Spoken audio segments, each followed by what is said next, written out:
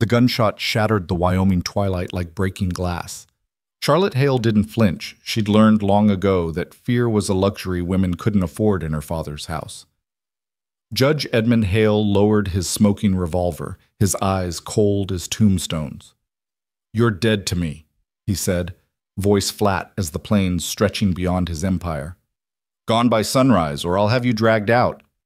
Behind the stables, Adam Cooper's hands tightened on his horse's reins. He'd heard everything, and he'd already made his choice.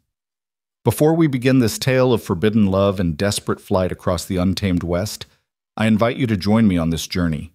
Stay until the end to discover how their story unfolds, and please, comment below with the city you're watching from so I can see how far this story has traveled across the world. The thing about power, Charlotte Hale had learned, was that it made men forget their daughters were human. She stood in her father's study, a room that smelled of leather, whiskey, and the particular kind of authority that came from owning half of Willow Creek, Wyoming territory. The afternoon light slanted through the windows, illuminating dust motes that danced like tiny witnesses to her sentencing. Judge Edmund Hale sat behind his massive oak desk, a piece of furniture that had traveled 2,000 miles by wagon train, surviving everything the frontier could throw at it, unlike his daughter's place in his heart, apparently, which had proven far more fragile. "Do you have anything to say for yourself?" The judge's voice was measured, controlled, the same tone he used when sentencing horse thieves to hang. His silver hair was immaculately combed despite the frontier setting, his black suit pressed sharp enough to cut. Everything about Edmund Hale spoke of civilization imposed upon wilderness through sheer force of will. Charlotte met his gaze without flinching. At 23, she'd inherited her mother's auburn hair and green eyes, but the steel in her spine was purely her own making. "I spoke to a ranch hand, Father. I didn't commit murder." "You spoke to him." The judge's hand slammed down on the desk, making the oil lamp rattle. "That drifter, that nobody, after I explicitly forbade any contact with the hired men. Do you understand what people are saying, what they're thinking? That I'm a human being who expressed gratitude when someone showed me kindness?" Charlotte's voice remained steady, though her heart hammered against her ribs. "Mother died 6 weeks ago. Adam Cooper was the only person besides you who offered condolences. He said he'd lost his mother young too, and that he was sorry for my pain. That's all, Father. That's the extent of my crime." Edmund Hale rose from his chair, all 6 feet 3 inches of frontier justice personified.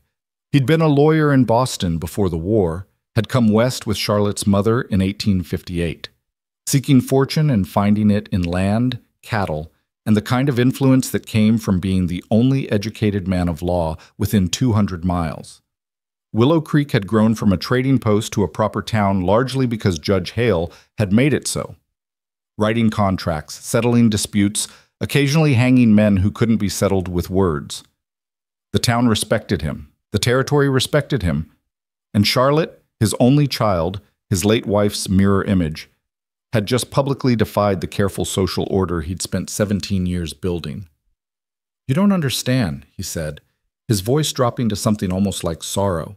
"Almost, but not quite. Everything I've built here, everything your mother and I created, it rests on perception, on respectability. The judge's daughter doesn't fraternize with cowboys. She doesn't give the gossips ammunition. She doesn't—" He stopped, jaw working as he fought for control. "She doesn't make me look like a fool who can't manage his own household." "Is that what this is about?" Charlotte's laugh was bitter. "Your pride?" "This is about survival." Edmund moved to the window, staring out at the sprawling ranch that bore his name. 10,000 acres of prime grazing land, 300 head of cattle, a dozen horses, and the big house that declared to all who saw it that the Hales had conquered this wild country. Out here, reputation is currency. Lose it, and you lose everything. I won't have 17 years of work destroyed because my daughter developed tender feelings for a saddle tramp. "I don't have tender feelings for Adam Cooper," Charlotte said, though even as the words left her mouth, she wondered if they were entirely true. "He was kind to me.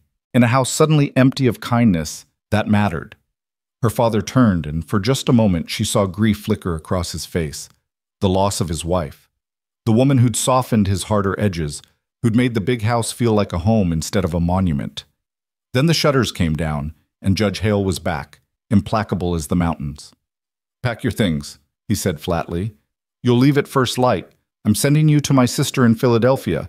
Catherine will see you properly situated, perhaps find you a suitable husband who can overlook this indiscretion." Charlotte's blood turned cold. "You're sending me away?" "I'm giving you an opportunity to start fresh, away from the damage you've done here." He returned to his desk, pulling out a leather wallet and counting bills with the precise movements of a man who'd made this decision hours ago, maybe days. "I've arranged passage on the stage to Cheyenne, then the train east. You'll have an allowance. My sister will present you in proper society. With luck and discretion, this entire unfortunate episode can be forgotten." "I won't go." The words came out stronger than Charlotte felt. "This is my home. Mother is buried here." "Your mother would have understood the necessity of this." Edmund's voice softened fractionally. "She knew what it took to maintain position in an uncertain world. She would have wanted you protected, properly married, secure. She would have wanted me happy." Charlotte's hands clenched at her sides, nails digging into her palms. "She would have wanted me to have choices." "Happiness is a luxury, Charlotte. Security is essential." The judge returned to counting bills. "You leave at dawn. Samuel will drive you to the stage station. I'll write to Catherine tonight. By summer's end, you'll thank me for this." The dismissal was clear. Charlotte stood there a moment longer, looking at her father, really looking at him, and seeing a stranger, or perhaps seeing him clearly for the first time. This man who'd taught her to read, who'd let her sit in on court sessions when she was young, who'd once called her his clever girl. That man had disappeared into grief and pride and the terrible fear of losing control. "You're making a mistake," she said quietly. "The only mistake I made was being too lenient with you after your mother passed." Edmund didn't look up from his counting. "Dawn, Charlotte. Don't make me send men to ensure your compliance." She left the study with her head high, refusing to give him the satisfaction of seeing her cry. The hallway stretched before her, suddenly unfamiliar. This house she'd grown up in, with its heavy furniture hauled across the plains, its curtains her mother had sewn, its walls that had witnessed her entire life. Tomorrow it would be a memory, and she would be exiled to a city she'd never seen, to live with an aunt she'd met once as a child, to be paraded before suitable men like livestock at auction. The injustice of it burned in her chest. Maria, the housekeeper who'd been with the family since Charlotte was 10, waited in the hallway. The older woman's weathered face showed concern, but she said nothing, just pulled Charlotte into a brief, fierce embrace that smelled of lye soap and bread dough. "Your mother would be proud of you," Maria whispered. "Standing up to him like that?" "Mother never stood up to him," Charlotte said hollowly. "Your mother picked her battles." Maria released her, glancing toward the study door. "And she won the ones that mattered. But this, he's frightened, mija. Frightened of losing you the way he lost her. Men like the judge, they don't know how to be scared, so it comes out as anger. Being frightened doesn't give him the right to exile me." "No," Maria agreed. "It doesn't, but understanding might help you survive what comes next." She pressed something into Charlotte's hand, a small leather pouch that clinked softly. "Your mother's jewelry. He had me lock it away after the funeral, said you'd get it when you married, but I think you need it now more than then." Charlotte clutched the pouch, tears finally spilling over. "Maria, go pack, child, and pack smart, practical things, not just pretty dresses. The world's harder than your father wants you to know." Maria's dark eyes held knowledge born of her own hard journey from Mexico to Wyoming. "And remember, dawn is hours away. A lot can happen between now and sunrise." The words carried weight Charlotte didn't immediately understand.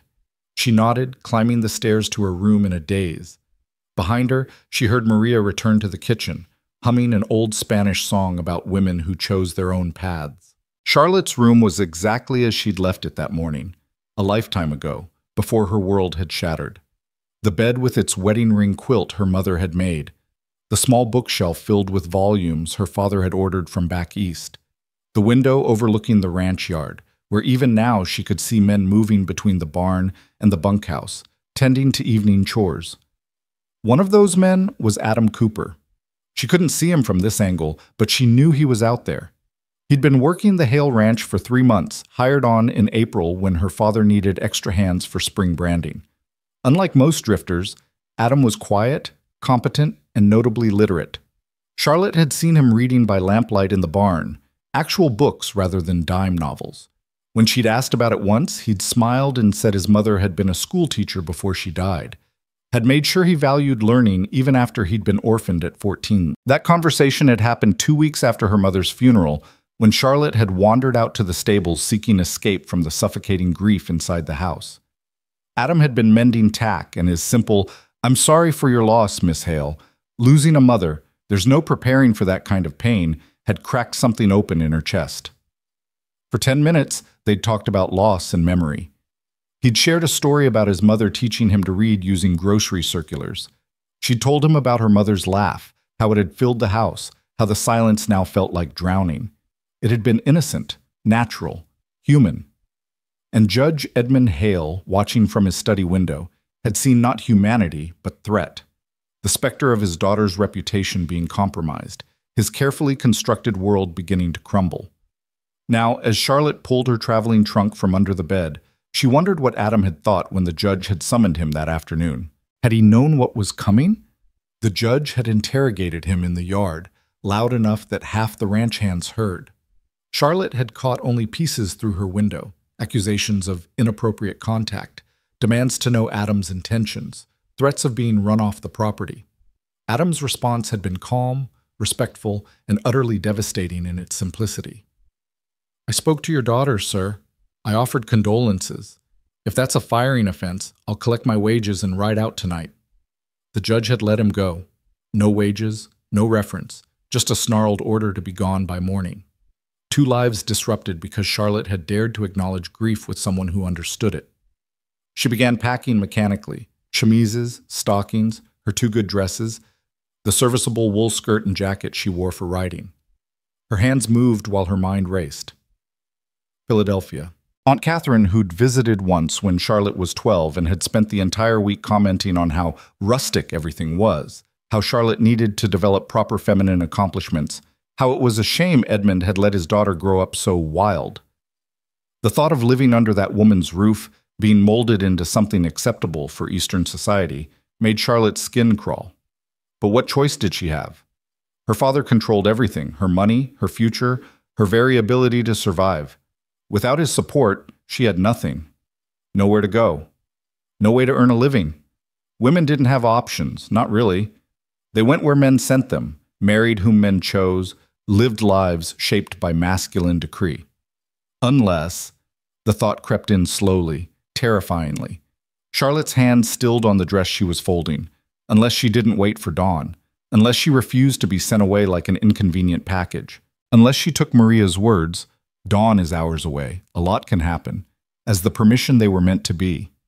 Her heart began to pound for different reasons now. It was insane, impossible. A properly raised young woman didn't run away into the wilderness.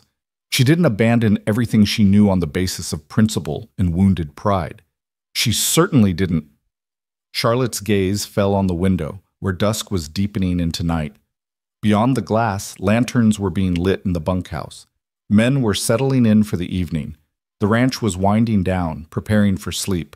And somewhere out there, Adam Cooper was packing his own meager belongings, preparing to ride out at dawn, unemployed, without references, cast out for the crime of being kind.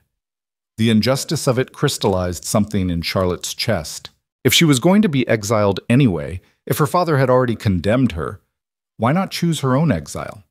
Why not ride out on her own terms to a destination of her own choosing, rather than be shipped east like cargo? The idea should have terrified her. Instead, it felt like the first deep breath she'd taken since her mother died.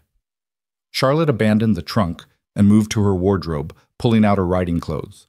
The split skirt her mother had scandalously ordered from a catalog, the sturdy blouse, the jacket that could handle weather. Her father's voice echoed in her memory. Pack smart, not pretty. No, that had been Maria's advice. Her father wanted her decorative and compliant. She chose smart. Working quickly now, Charlotte bundled clothing into her mother's old carpet bag. Practical items that could be layered, that could handle rough travel. She added the small Bible her mother had given her, a silver-backed brush, the tintype of her parents on their wedding day. The jewelry pouch Maria had given her went into her jacket's inner pocket, buttoned secure. Money. She'd need money. Charlotte's saved pin money amounted to maybe $30, enough for a stage ticket, not enough to survive on. Her father's study had a safe, but she didn't know the combination. The household funds Maria kept in the kitchen would be missed immediately. Her mother's engagement ring sat in a small box on the dresser. Charlotte picked it up, the gold warm in her palm.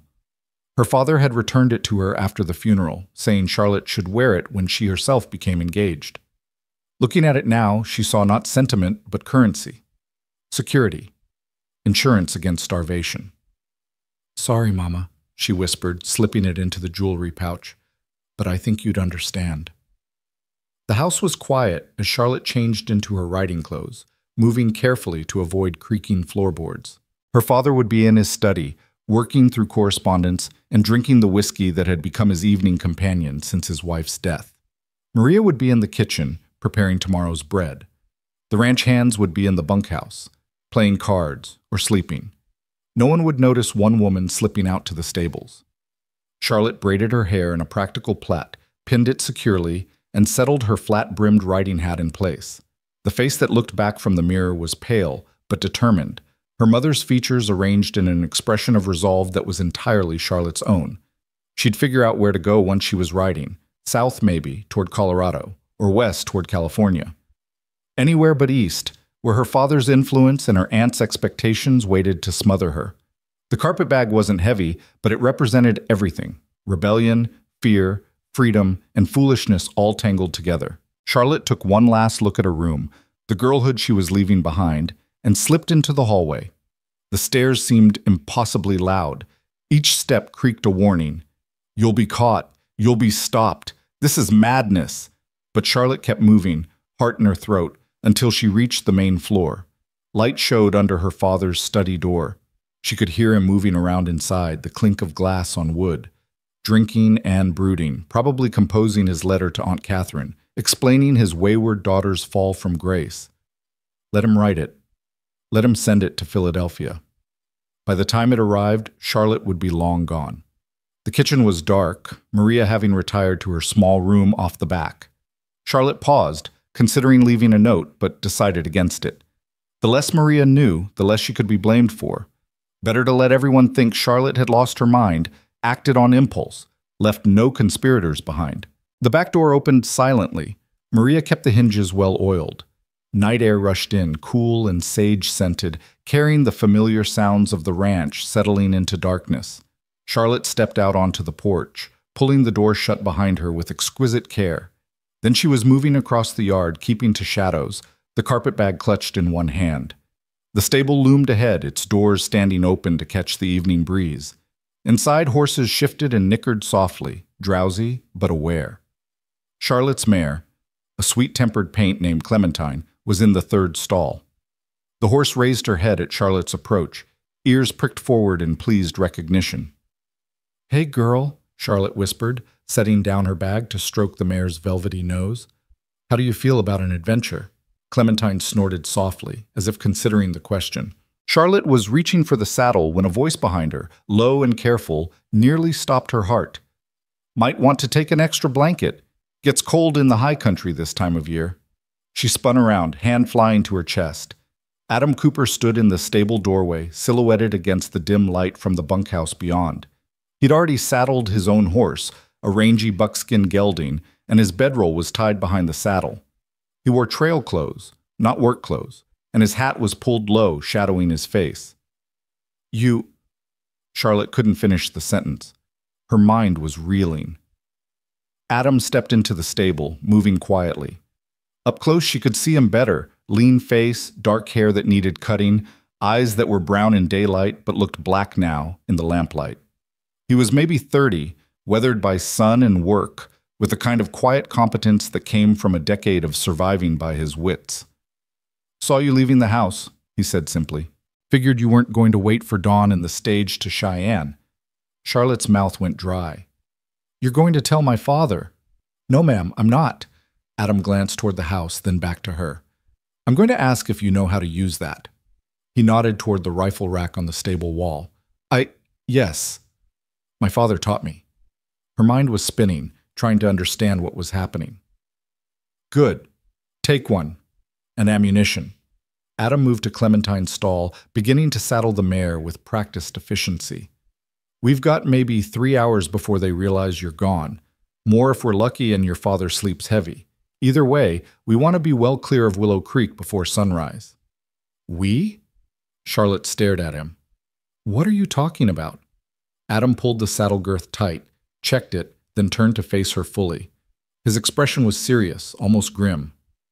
Miss Hale, you're about to ride out alone into country where a woman traveling solo is asking for trouble. You've got maybe $30 to your name, no real plan, and winter coming on in a few months.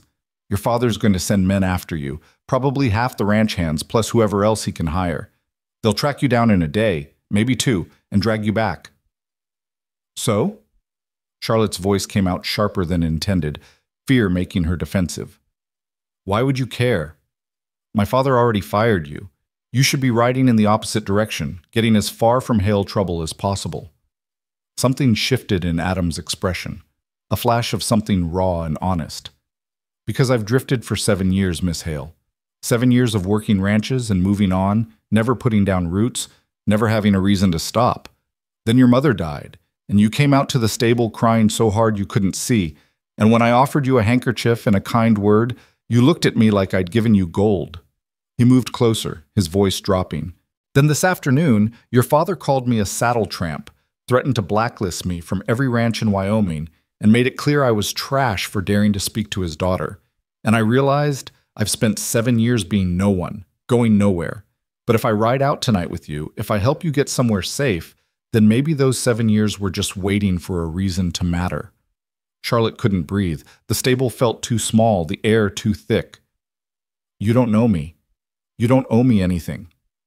No, Adam agreed. But I know what it's like to be trapped. And I know that when someone's making a break for freedom, sometimes they need backup. He held her gaze steadily. I'm not asking to be your savior, Miss Hale. I'm offering to be your friend. Someone who can watch your back when you're too tired. Someone who knows the trails and the towns. Someone who can ride into places alone that you couldn't go without drawing the wrong kind of attention. My father will think you kidnapped me. Charlotte's voice cracked. Adam, he'll hang you if he catches us. Then we'd best not get caught. Adam returned to checking Clementine's saddle, his movements calm despite the enormity of what he was proposing. Look, I understand if you'd rather ride alone. It's your choice, always will be. But if you're willing to have company on the trail, I'm offering. No strings, no expectations, just, let's say 2 people who both need a fresh start, watching out for each other. Charlotte's hands were shaking. This was madness compounded by impossibility. Running away was one thing. Running away with a man, with a ranch hand her father had expressly forbidden her to speak to. That was scandal beyond redemption. If they were caught, her reputation would be destroyed. Adam would likely be killed. But Maria's words echoed in her mind. Pack smart, not pretty. The world's harder than your father wants you to know. And beneath that, her own realization. Adam was right. Alone, she'd be lucky to make it 2 days. With someone who knew the territory, who could hunt and track and navigate, her odds improved exponentially. If we do this, Charlotte said slowly, we can't be caught, ever, because there's no going back from it. I know. Adam's voice was steady. I'm counting on that. Something in his tone made Charlotte look at him sharply.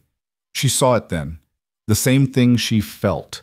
The bone-deep weariness of living according to someone else's rules. The desperate hunger for something different, even if different meant dangerous. Where would we go? She asked. South toward Colorado first. Get out of Wyoming territory where your father's influence runs deepest. Then maybe west toward California or down into New Mexico. A lot of country out there, Miss Hale. A lot of places to disappear if you're careful. Adam handed her a canteen. Fill this. And that carpet bag. Repack it. You've got too much weight and clothes. Take 1 spare outfit, more ammunition, all the food you can carry without spoiling. Charlotte moved on autopilot, following instructions while her mind processed this sharp left turn in her plan. Adam worked alongside her, pulling supplies: dried beef, hardtack, coffee, a small pot. From his own saddlebags, he produced a rolled-up rain slicker and tied it to her saddle. "Won't you need that?" she asked. "I've got one. Every rider should have two anyway. Insurance." He glanced at her. "Can you shoot while riding?" "I've never tried." "Hope you don't have to learn." Adam finished securing her supplies, then turned to face her fully. In the lamplight, his expression was serious, but not unkind. "Last chance, Miss Hale. Once we ride out those doors, we're committed. Your father will call me a criminal. The law will back him. Every hand he sends after us will have orders to bring you home and deal with me however they see fit. We'll be running for months, maybe longer. It'll be hard miles and cold camps, and no guarantees we make it anywhere safe." Charlotte thought of Philadelphia, of Aunt Catherine's pursed-lipped disapproval, of being paraded before suitable men, her wilderness edges filed down until she fit properly into parlor conversation, of never having a choice again, never being asked what she wanted, never being anything but Judge Edmund Hale's disappointing daughter. Then she thought of her mother's laugh, of the books she'd read about women who'd crossed the plains in wagon trains, who'd homesteaded alone, who'd chosen hardship over helplessness. "My mother used to say that courage wasn't the absence of fear," Charlotte said quietly. "It was being terrified and doing the thing anyway." She looked up at Adam, meeting his eyes. "I'm terrified, but I'm doing it anyway, and yes, I'd be grateful for company on the trail." Something like relief crossed Adam's face. He nodded once, then checked the stable doors, listening. The ranch remained quiet. In the big house, a lamp still burned in the judge's study. "We go now," Adam said. "Walk the horses until we're clear of the yard, then mount and ride hard for the first hour. There's a creek 2 miles south. We'll cross it 3 times to confuse the trail. Then we head for the high country where tracking gets harder." Charlotte swung the lightened carpet bag over her shoulder, accepted the rifle Adam handed her, and took Clementine's reins. Her hands had stopped shaking. In their place came a strange calm, the clarity that came from irrevocable decisions. "Adam?" She stopped him as he moved toward his own horse. "Thank you. For this. For believing I had the right to choose, He smiled then, just a flicker but real. "Thank you for giving me a reason to stop drifting, Miss Hale." "If we're doing this," Charlotte said, "you'd better call me Charlotte. Miss Hale is going to sound strange around a campfire." "Charlotte?" Adam tested the name, then nodded. "All right then, let's go find out what we're made of." They led the horses out into the Wyoming night, 2 people choosing exile over submission, gambling everything on their own stubborn refusal to be defined by someone else's fear. Behind them, the big house stood silent, Judge Edmund Hale unaware that his daughter was already gone, already becoming someone he wouldn't recognize, someone brave enough to risk everything for the simple dignity of making her own choices. The stars wheeled overhead, indifferent and eternal. Somewhere in the darkness, their future waited, unknown, dangerous, and entirely their own. Charlotte Hale didn't look back. They crossed Willow Creek 3 times in the darkness, the cold water reaching Clementine's knees as Charlotte guided her mare through the current. Each crossing meant Adam doubled back, obscuring their tracks with brush, creating false trails that led nowhere. The work was slow, meticulous, and nerve-wracking. Every snap of a branch made Charlotte's heart leap. Every shadow could be a rider sent by her father, but the pursuit she feared didn't materialize. Not yet. By the time false dawn began graying the eastern horizon, they'd put nearly 8 miles between themselves and the Hale Ranch. Adam finally called a halt in a stand of cottonwoods, dismounting to check the trail behind them one more time. Charlotte slid from Clementine's back, her legs trembling from tension and exhaustion. She'd been awake since yesterday morning, more than 24 hours of emotional devastation followed by this desperate flight. "We're clear for now," Adam said quietly, returning from his reconnaissance. "No signs of pursuit. Either they haven't discovered you're gone, or your father's organizing a proper search party." He began loosening his horse's girth. "Either way, we push on after the horses rest. There's a line shack about 12 miles south, abandoned, but it'll have a roof. We can hole up there for a few hours, let the animals recover." Charlotte nodded, too tired to speak. She fumbled with Clementine's saddle, fingers clumsy with fatigue, until Adam's hands gently moved hers aside. "I've got this," he said. "You drink some water and eat something. Can't have you falling out of the saddle from exhaustion." "I'm fine," Charlotte protested, but even she could hear the lie in her voice. "You're running on fear and stubbornness." Adam pulled the saddle off, giving Clementine a thorough rub-down with handfuls of dry grass. "Both useful, but they'll only carry you so far. Food and rest carry you further." Charlotte sat heavily against a cottonwood trunk, accepting the canteen Adam handed her. The water was cold and tasted of iron, but it cut through the dust in her throat.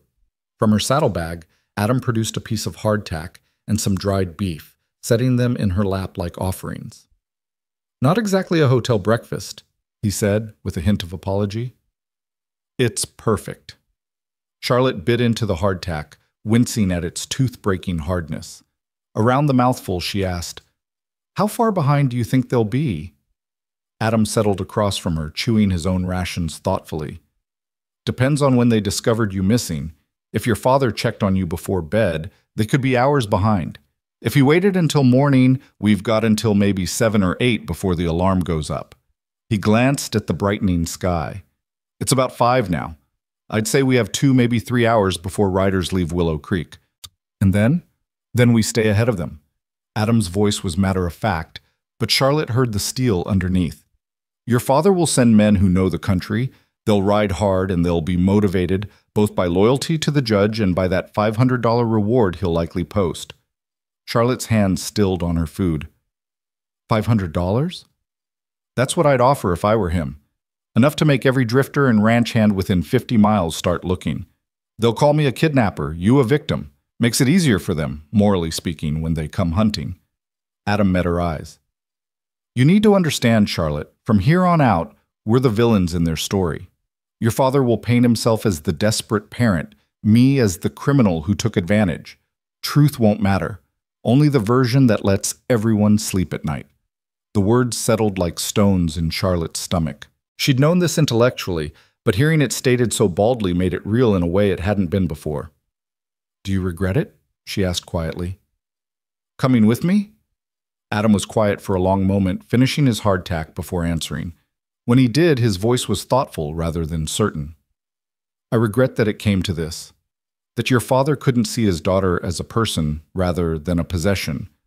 I regret that showing basic human kindness became grounds for exile. But coming with you?" He shook his head slowly. "No, I don't regret that. For the first time in 7 years, I'm riding towards something instead of away from it. Even if that something is uncertain, it beats the hell out of endless drifting." Charlotte wanted to ask what he'd been drifting away from. What had set him on the road 7 years ago, but exhaustion was making her thoughts fuzzy. The adrenaline that had carried her through the night was draining away, leaving only bone-deep weariness. Adam must have seen it in her face. "Come on," he said, standing and offering a hand.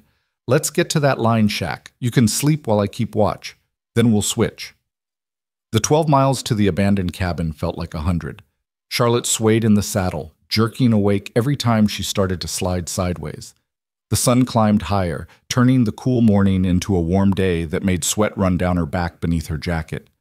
The country grew rougher as they climbed into the foothills, sage and scrub oak giving way to pine and aspen, the air thinning as elevation increased. Finally, Adam pointed ahead to a weathered structure barely visible among the trees. "There. Hasn't been used in years, but the roof's solid." The line shack was a single room, maybe 12 by 15 feet, with a stone fireplace that looked like it hadn't seen fire in seasons. Someone had left a broken chair and a wooden crate that might have once held supplies. Dust covered everything, and something small skittered away into the shadows when they opened the door. "It's perfect," Charlotte said, and meant it. After hours in the saddle, even this rough shelter felt like luxury. Adam brought the horses around back where they couldn't be seen from the trail, rigging a picket line between 2 trees. Charlotte spread her bedroll on the least dusty section of floor, every muscle protesting as she lowered herself down. She meant to stay awake, to keep talking, to prove she could pull her weight on this desperate journey. Instead, she was asleep before Adam finished tending the horses. She woke to afternoon light slanting through cracks in the walls and the smell of coffee. For a disoriented moment, Charlotte thought she was back at the ranch, that everything had been a nightmare. Then reality crashed back, the banishment, the flight, the irrevocable choice she'd made. Adam sat near the door, keeping watch through a gap in the weathered wood. He'd made a tiny fire using dead grass and twigs, heating coffee in a small pot. The gun belt he wore had been hidden beneath his jacket the night before, but now she could see the well-worn Colt on his hip. "How long did I sleep?" Charlotte's voice came out rough with thirst. 4 hours, give or take." Adam poured coffee into a tin cup and brought it to her. "Drink this. We need to move soon. I saw dust on the back trail about an hour ago. Could be nothing. Could be riders." Charlotte sat up quickly, ignoring her body's protests. "They found us?" "Don't know yet. Could be legitimate travelers, but I don't believe in taking chances." Adam returned to his watch post. "We'll give it another 30 minutes, let you wake up properly, then we ride. There's a town called Bitter Springs about 20 miles southwest. We can resupply there, maybe hear if there's word about us." "Won't that be dangerous?" "If my father's put out word, more dangerous to run out of supplies in the high country with winter coming." Adam glanced back at her. "Besides, nobody in Bitter Springs knows you. Your father's influence doesn't stretch that far. We go in separately, you dress down and quiet, me buying supplies. In and out before anyone connects us." Charlotte sipped the bitter coffee, feeling it cut through the fog in her head. 4 hours of sleep wasn't enough, but it was what she had. She stood, brushing dust from her riding skirt, and joined Adam at the door. The view beyond showed nothing but pine forest and distant peaks. Peaceful, empty. But somewhere out there, riders were likely searching, motivated by loyalty or greed to return the judge's wayward daughter. "I need to tell you something," Charlotte said, the coffee giving her courage. "About why my father was so angry. It wasn't just about us talking." Adam looked at her, waiting. "My mother died of influenza 6 weeks ago. Before that, she was the bridge between my father and me." She softened his edges, translated his silences. "Without her," Charlotte's throat tightened. "He's been different, harder, drinking more. I think he's terrified of losing me too, but he doesn't know how to say it, so it comes out as control. As anger." "That doesn't excuse exiling you," Adam said quietly. "No, but it explains it." Charlotte stared out at the forest. "When you spoke to me that day when you were kind, I think he saw it as the beginning of losing me. First his wife dies, then his daughter starts talking to ranch hands. Next thing he knows, I'll run off with some cowboy and he'll be alone." She laughed bitterly. "The irony is, his fear made it happen. If he'd just let me grieve, let me talk to another human being without treating it like a scandal, you'd still be at the ranch," Adam finished, "and I'd be drifting towards some other job, none the wiser."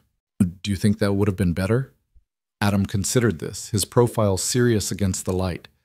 "Maybe safer, but better?" He shook his head. "I stopped believing in safe a long time ago. Safe is an illusion people sell themselves to avoid living. Your mother understood that. She came west when it was truly wild, made a life in uncertain country. She didn't choose safe. She chose my father," Charlotte pointed out. "She chose a man who was building something, who had vision and courage enough to create a life from nothing." Adam's voice held something like respect. "From what you've said, she was his partner in that. It's only after losing her that he retreated into rigid control. That's fear talking, not strength." Charlotte found herself nodding. It was exactly what she'd felt but hadn't been able to articulate, that her father had become someone different in his grief, someone her mother wouldn't have recognized. "Time," Adam said abruptly, moving away from the door. "That dust cloud's closer. We need to go."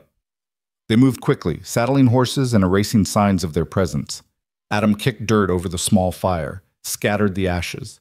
Charlotte rolled her bedding with practiced efficiency, everything her mother had taught her about frontier pragmatism coming back.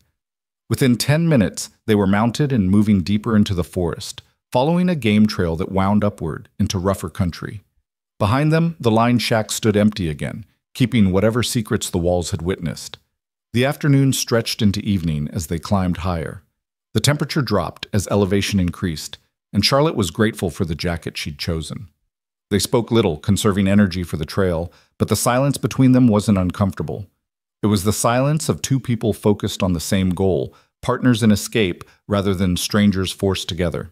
As the sun touched the western peaks, painting the sky in shades of copper and gold, Adam found a sheltered spot beneath an overhang of rock. "We'll camp here tonight. No fire. Can't risk the smoke being seen. But we're far enough off the main trail that we should be safe."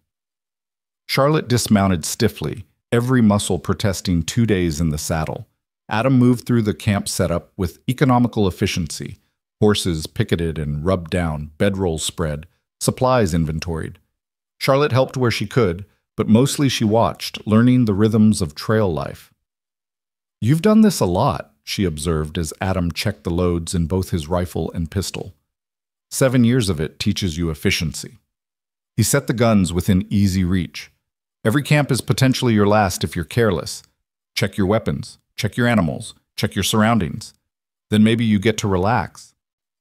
They ate cold rations as darkness fell completely, the stars emerging in impossible profusion without city lights to dim them. Charlotte had seen the night sky from the ranch, but never like this. Never so deep, so vast, so overwhelming in its ancient indifference. "My mother used to say the stars were proof that some things are bigger than our small problems," she said softly. "Your mother sounds like she was a wise woman." She was. Charlotte pulled her jacket tighter against the chill.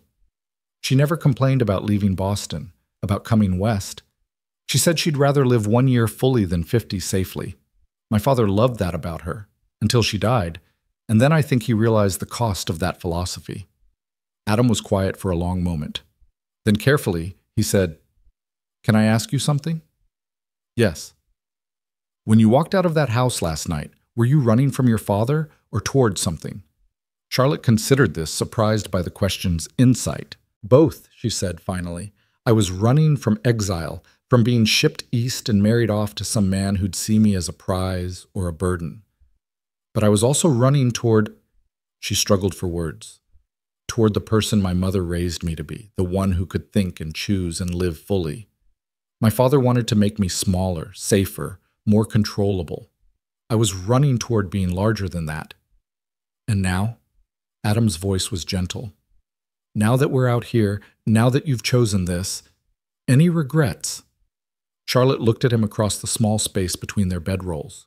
In the starlight, she could barely make out his features, but she heard genuine concern in his question. He wasn't asking if she regretted him. He was asking if she regretted herself, her choice, her rebellion. "I'm terrified," she admitted. "Every sound makes me think it's riders coming to drag us back. I don't know what we're doing or where we're going or how this ends. But regret?" She shook her head firmly. "No. For the first time since Mother died, I feel like I can breathe, like I'm living instead of just existing. So no, Adam Cooper, I don't regret it." She heard rather than saw his smile. "Good, because I'd hate to be the only one out here thinking this might be the best worst decision we've ever made." Charlotte laughed, actually laughed, the sound surprising them both. When had she last laughed? Not since before her mother's death, certainly. The sound felt rusty, unpracticed, but real in a way nothing had felt for weeks. "Get some sleep," Adam said after the laughter faded. "I'll take first watch. I'll wake you around midnight to trade off." "You sure? You didn't sleep at the line shack." "I'm used to it." "You're not." "Sleep while you can, Charlotte. Tomorrow we'll make Bitter Springs, and that's when things get complicated." Charlotte wanted to argue, to insist she could pull her weight, but exhaustion was already pulling her down. She wrapped herself in her bedroll, using her saddle as a pillow the way Adam had shown her, and closed her eyes. Sleep came easier than expected, probably due to sheer physical exhaustion, but her dreams were troubled. Her father's angry face, riders pursuing, the endless feeling of fleeing with nowhere safe to land. She woke to Adam's hand gentle on her shoulder. "Your watch," he said quietly. "Any sound that's not normal, wake me immediately. Otherwise, just stay alert and keep the rifle close." Charlotte nodded, sleep-fogged and disoriented. Adam had moved his bedroll closer to the rock face, his gun belt still on, ready for trouble even in sleep. Within minutes, his breathing had deepened and evened. The night was alive with sounds Charlotte had never noticed before. The rustle of small animals, the call of an owl, wind in the pines. Every sound made her heart race until she learned to distinguish threat from normalcy. By the time the stars wheeled toward morning, She'd achieved a kind of hyper-alert calm, understanding now why Adam checked his weapons obsessively. Out here, carelessness meant death. Dawn came with shocking suddenness, the eastern sky blazing pink and gold.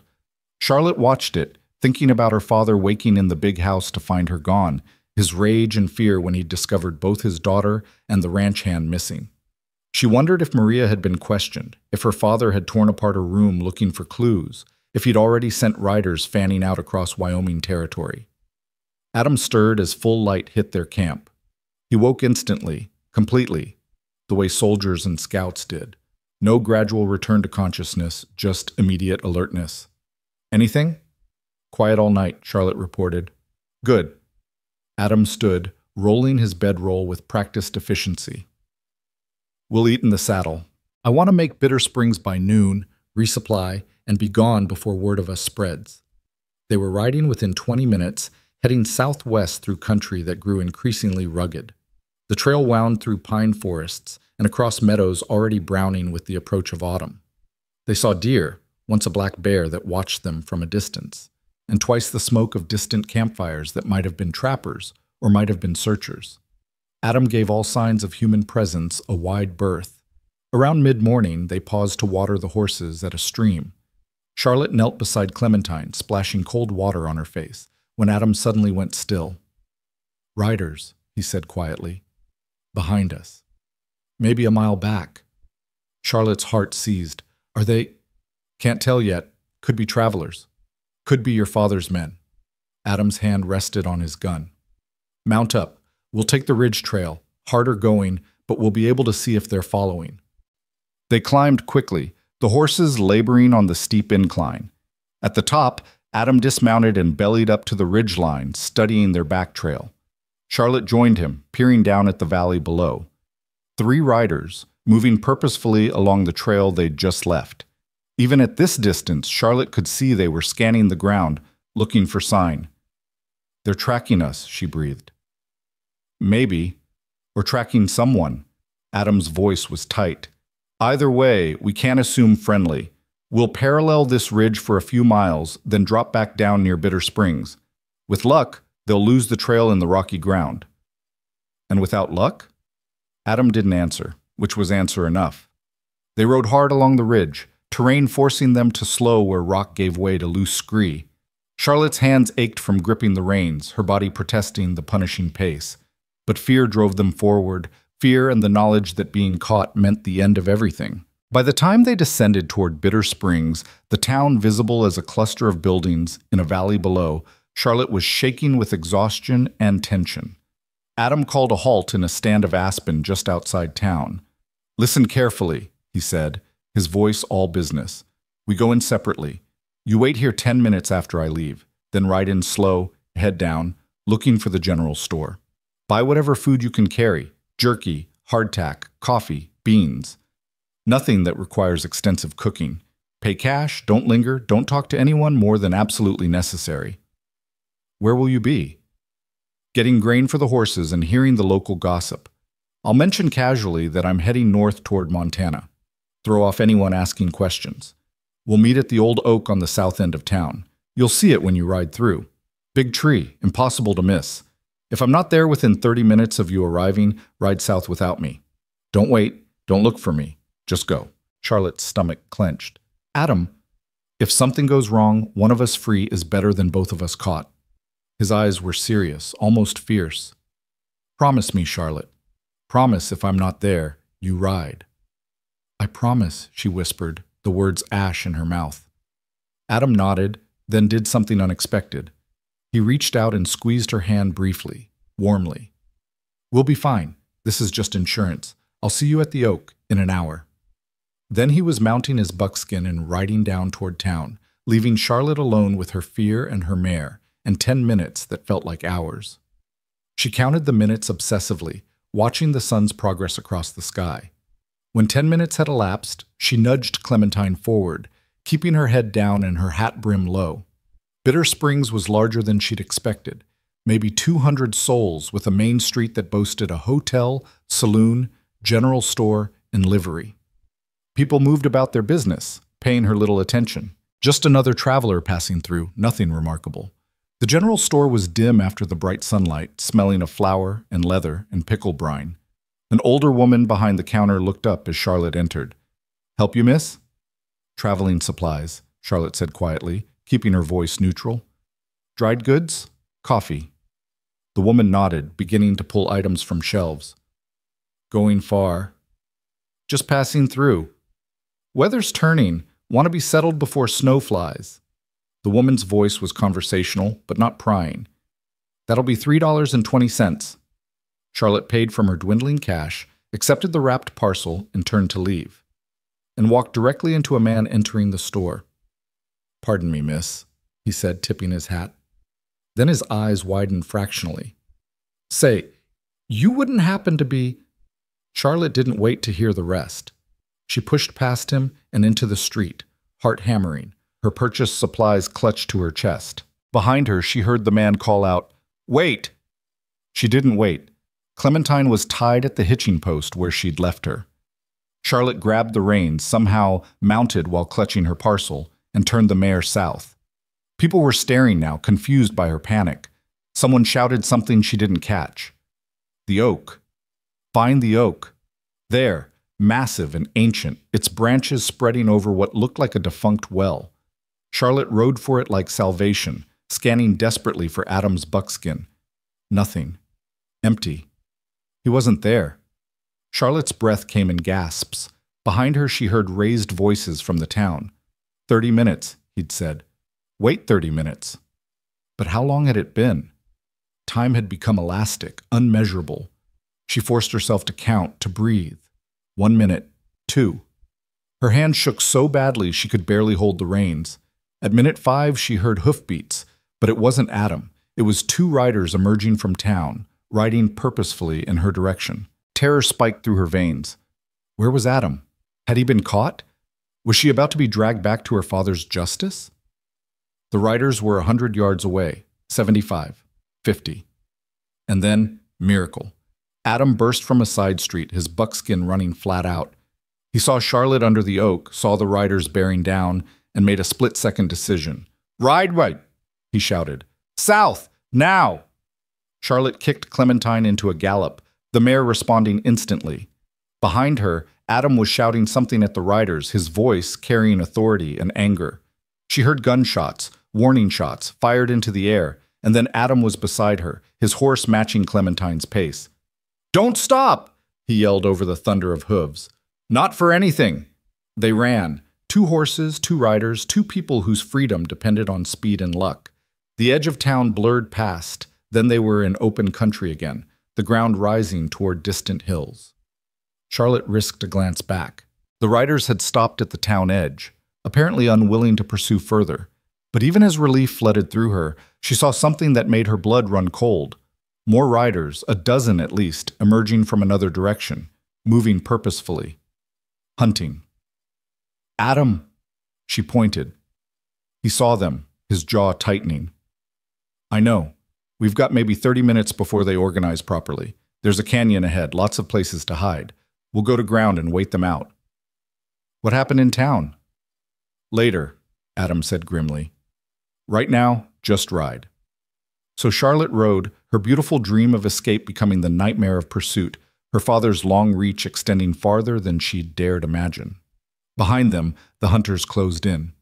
Ahead lay uncertain refuge in country neither of them knew, and between, only the desperate hope that freedom was possible for those brave or foolish enough to chase it into the wilderness. The canyon Adam had mentioned turned out to be a maze of red rock and shadow, carved over millennia by water that now ran only as a thin trickle along the bottom. They plunged into it at full gallop, the horses' hooves clattering on stone, echoing off walls that rose 50 feet on either side. Charlotte's heart hammered so hard she thought it might burst from her chest. "There!" Adam pointed to a narrow cleft barely visible in the canyon wall. "Follow me close. Don't let Clementine balk at the tight space." The opening looked impossibly small, but Adam's buckskin squeezed through and Charlotte had no choice but to trust. She urged Clementine forward, feeling the mare's sides scrape against rock on both sides. For a terrifying moment, she thought they'd become stuck, trapped like a cork in a bottle while her father's men closed in. Then they broke through into a hidden pocket, a circular chamber open to the sky above, maybe 30 feet across, with a trickle of water feeding a small pool. "Old hideout," Adam said, already dismounting. "Outlaws used it during the range wars. Most people don't know it exists." He moved quickly to the entrance, listening. The sound of pursuing horses echoed through the canyon, growing louder, then, crucially, passing by their hidden sanctuary without slowing. Charlotte slid from Clementine's back, her legs barely supporting her weight. The adrenaline that had carried her was draining away, leaving her shaking and nauseous. She sank to the ground, wrapping her arms around her knees, trying to control her breathing. Adam waited at the entrance for several long minutes, completely still, tracking the sounds of pursuit as they faded into the distance. Finally, he relaxed fractionally and turned back to Charlotte. "We're clear for now. They'll search the main canyon, maybe some of the obvious side passages. But this place, it's too hidden unless you know exactly where to look." He moved to the horses, beginning to unsaddle them. "We'll stay here until dark, then move again. Can't risk a fire, but we've got water and shelter. We'll survive." "What happened in town?" Charlotte's voice came out shakier than she intended. "Those riders, were they my father's men?"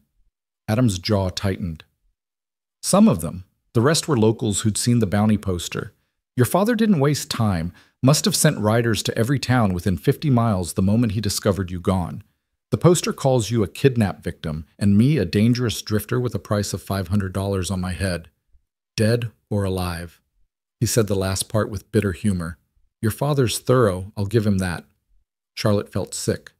"I'm so sorry. This is my fault. If I hadn't talked to you that day—" "Stop." Adam's voice was firm, but not unkind. He crossed to where she sat and lowered himself to the ground beside her. "You didn't create this situation. Your father did, with his pride and his need to control everything around him. You wanted the same thing every human being wants: connection, kindness, the freedom to make your own choices. There's no fault in that. But you're in danger because of me. They could kill you, Adam. They probably will if they catch us."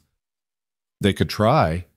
Adam's hand rested on the gun at his hip, a gesture so natural he probably didn't realize he was doing it. "I'm not easy to kill, Charlotte. I've survived 7 years on the drift, worked some rough places, dealt with worse than bounty hunters. Your father's men are ranch hands, not gunslingers. They'll make mistakes we won't." Charlotte looked at him, really looked, seeing details she'd missed in the panic of flight. The scar along his jawline, the way his eyes constantly scanned their surroundings, even while talking. The economical, precise movements of someone who'd learned to waste neither time nor energy. Adam Cooper wasn't just a drifter. He was something harder, something forged by experiences he hadn't shared. "What were you before you started drifting?" she asked quietly. "What happened 7 years ago that put you on the road?" Adam was silent for so long Charlotte thought he wouldn't answer. Then, staring at the thin stream of water feeding the pool, he began to speak. "I was engaged to be married. Her name was Sarah Milhouse, daughter of a banker in Kansas City. I was 23, working as a clerk in her father's bank, thinking I had my whole life mapped out. Steady job, respectable wife, house with a white fence." His voice was flat, emotionless, but Charlotte heard the old pain underneath. Then the bank got robbed. 3 men, heavily armed, came in during business hours. They shot the guard first just to show they meant business. Then they started clearing out the vault. Charlotte's breath caught. "What did you do?" "The only thing I could." Adam's hand moved unconsciously to his gun again. "I kept a pistol in my desk drawer. Lots of clerks did in those days. When one of the robbers put a gun to Sarah's head and demanded I open the vault faster, I drew and fired. Killed him clean. Then killed his partner when he turned on me." That's incredibly brave. That's incredibly stupid," Adam corrected. "The third robber fired back. Bullet went through my shoulder and into Sarah, who was standing behind me. She died in my arms while the robber escaped and the bank burned down around us." His voice cracked almost imperceptibly on the word "died." "Her father blamed me. Said I should have just given them the money, that his daughter's life was worth more than the bank's assets. The law cleared me, ruled it self-defense, but everyone in Kansas City knew the Millhouses wanted me gone. So I went. Charlotte's hand found his without conscious thought, squeezing gently. It wasn't your fault. You were trying to save her. I know that here. Adam tapped his head. Took me longer to believe it here. He touched his chest. 7 years of drifting, never staying long enough to form attachments, never letting myself care because caring meant risk. Then you came out to that stable crying for your mother, and I remembered what it felt like to want to help someone, even if helping meant risk. Is that why you came with me? Because you saw a chance at redemption? Adam turned to face her, his brown eyes serious. I came with you because you reminded me that some things are worth the risk. That living scared isn't living at all. Sarah wouldn't have wanted me to spend my life running from connection. She was... He paused, searching for words. She was the kind of person who ran toward danger if someone needed help. The kind who believed people should stand up for each other, even when it cost something. When I saw you standing up to your father, refusing to be sent away like an inconvenient package, I thought, Sarah would have liked her. Sarah would have said, help her. Tears burned in Charlotte's eyes. Thank you for telling me, for trusting me with that. Partners should know who they're partnered with, Adam said simply. And make no mistake, Charlotte, we're partners now. Not rescuer and rescued. Not man and woman in the traditional sense. Partners trying to survive long enough to find someplace we can build new lives. Charlotte nodded, unable to speak past the lump in her throat. They sat in companionable silence, listening to the water trickle and the distant sound of wind moving through the canyon. Somewhere above, a hawk cried. Clementine and the buckskin drank from the pool, their presence comforting in its normalcy. After a while, Adam rose and began checking their supplies. Charlotte watched him work, her mind turning over everything he'd revealed. 7 years since Sarah's death, and he still carried a gun and knew how to use it. 7 years of running, and he'd stopped for Charlotte, a woman he barely knew, who represented the kind of risk and attachment he'd been avoiding. Adam, she said quietly, when we get wherever we're going, when we're finally safe, what do you want to do? What kind of life are you hoping for? He looked up from inventorying their food supplies, surprised by the question. I haven't let myself think that far ahead in a long time. Think about it now. Dream a little. What would a good life look like? Adam's expression softened, becoming almost wistful. A small place, maybe. Nothing grand, just a few acres, some horses. Work that's mine rather than someone else's. A porch where I could sit in the evenings and watch the sun go down. Maybe, he hesitated, then continued, maybe someone to share it with. Not because it's expected or proper, but because we chose each other, because we're partners in the truest sense. Charlotte's heart beat faster. That sounds like a good life. What about you? Adam set down the supplies and moved back to sit beside her.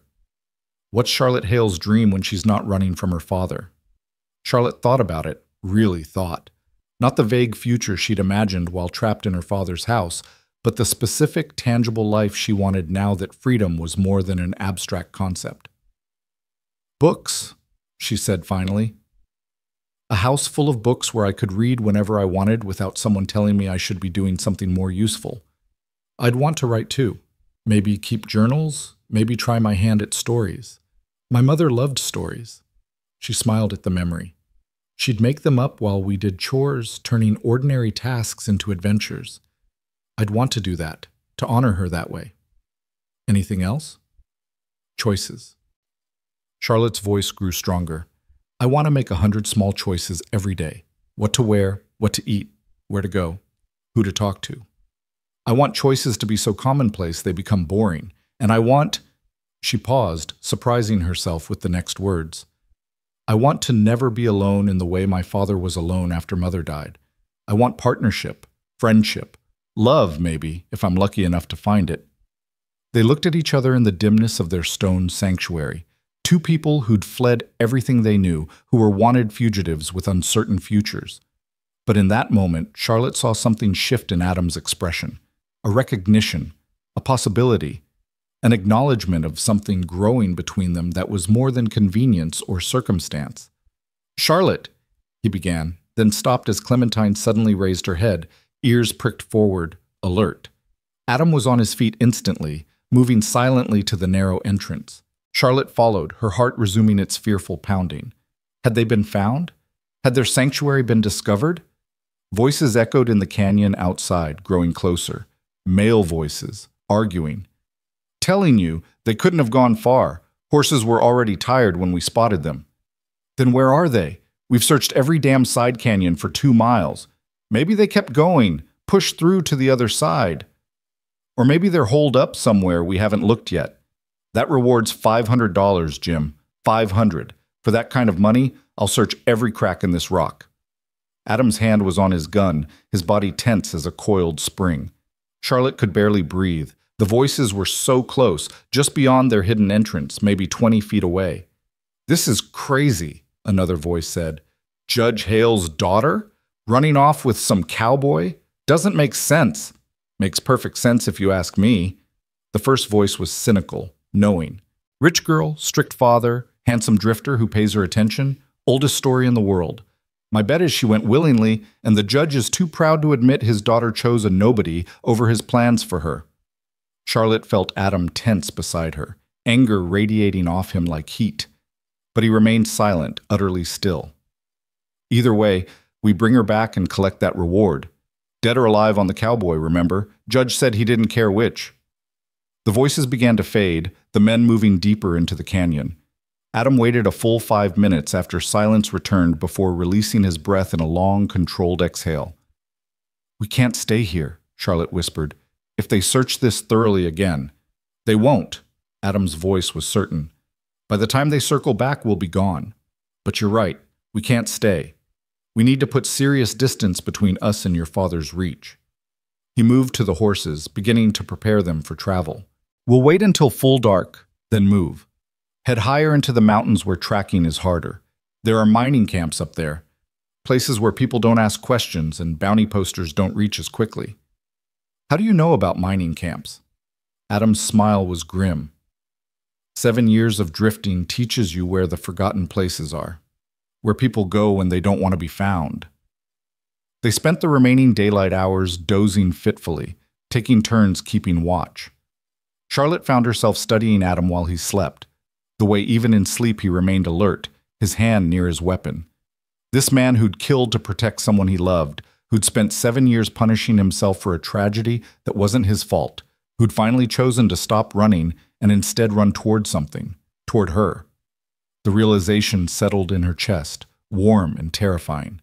She was falling for Adam Cooper, this quiet, damaged, brave man who'd risked everything to give her a choice. It was too fast, too intense, born of circumstances that were desperate rather than romantic. But it was real nonetheless. When darkness finally came, complete and absolute in the depths of the canyon, they mounted up and moved out.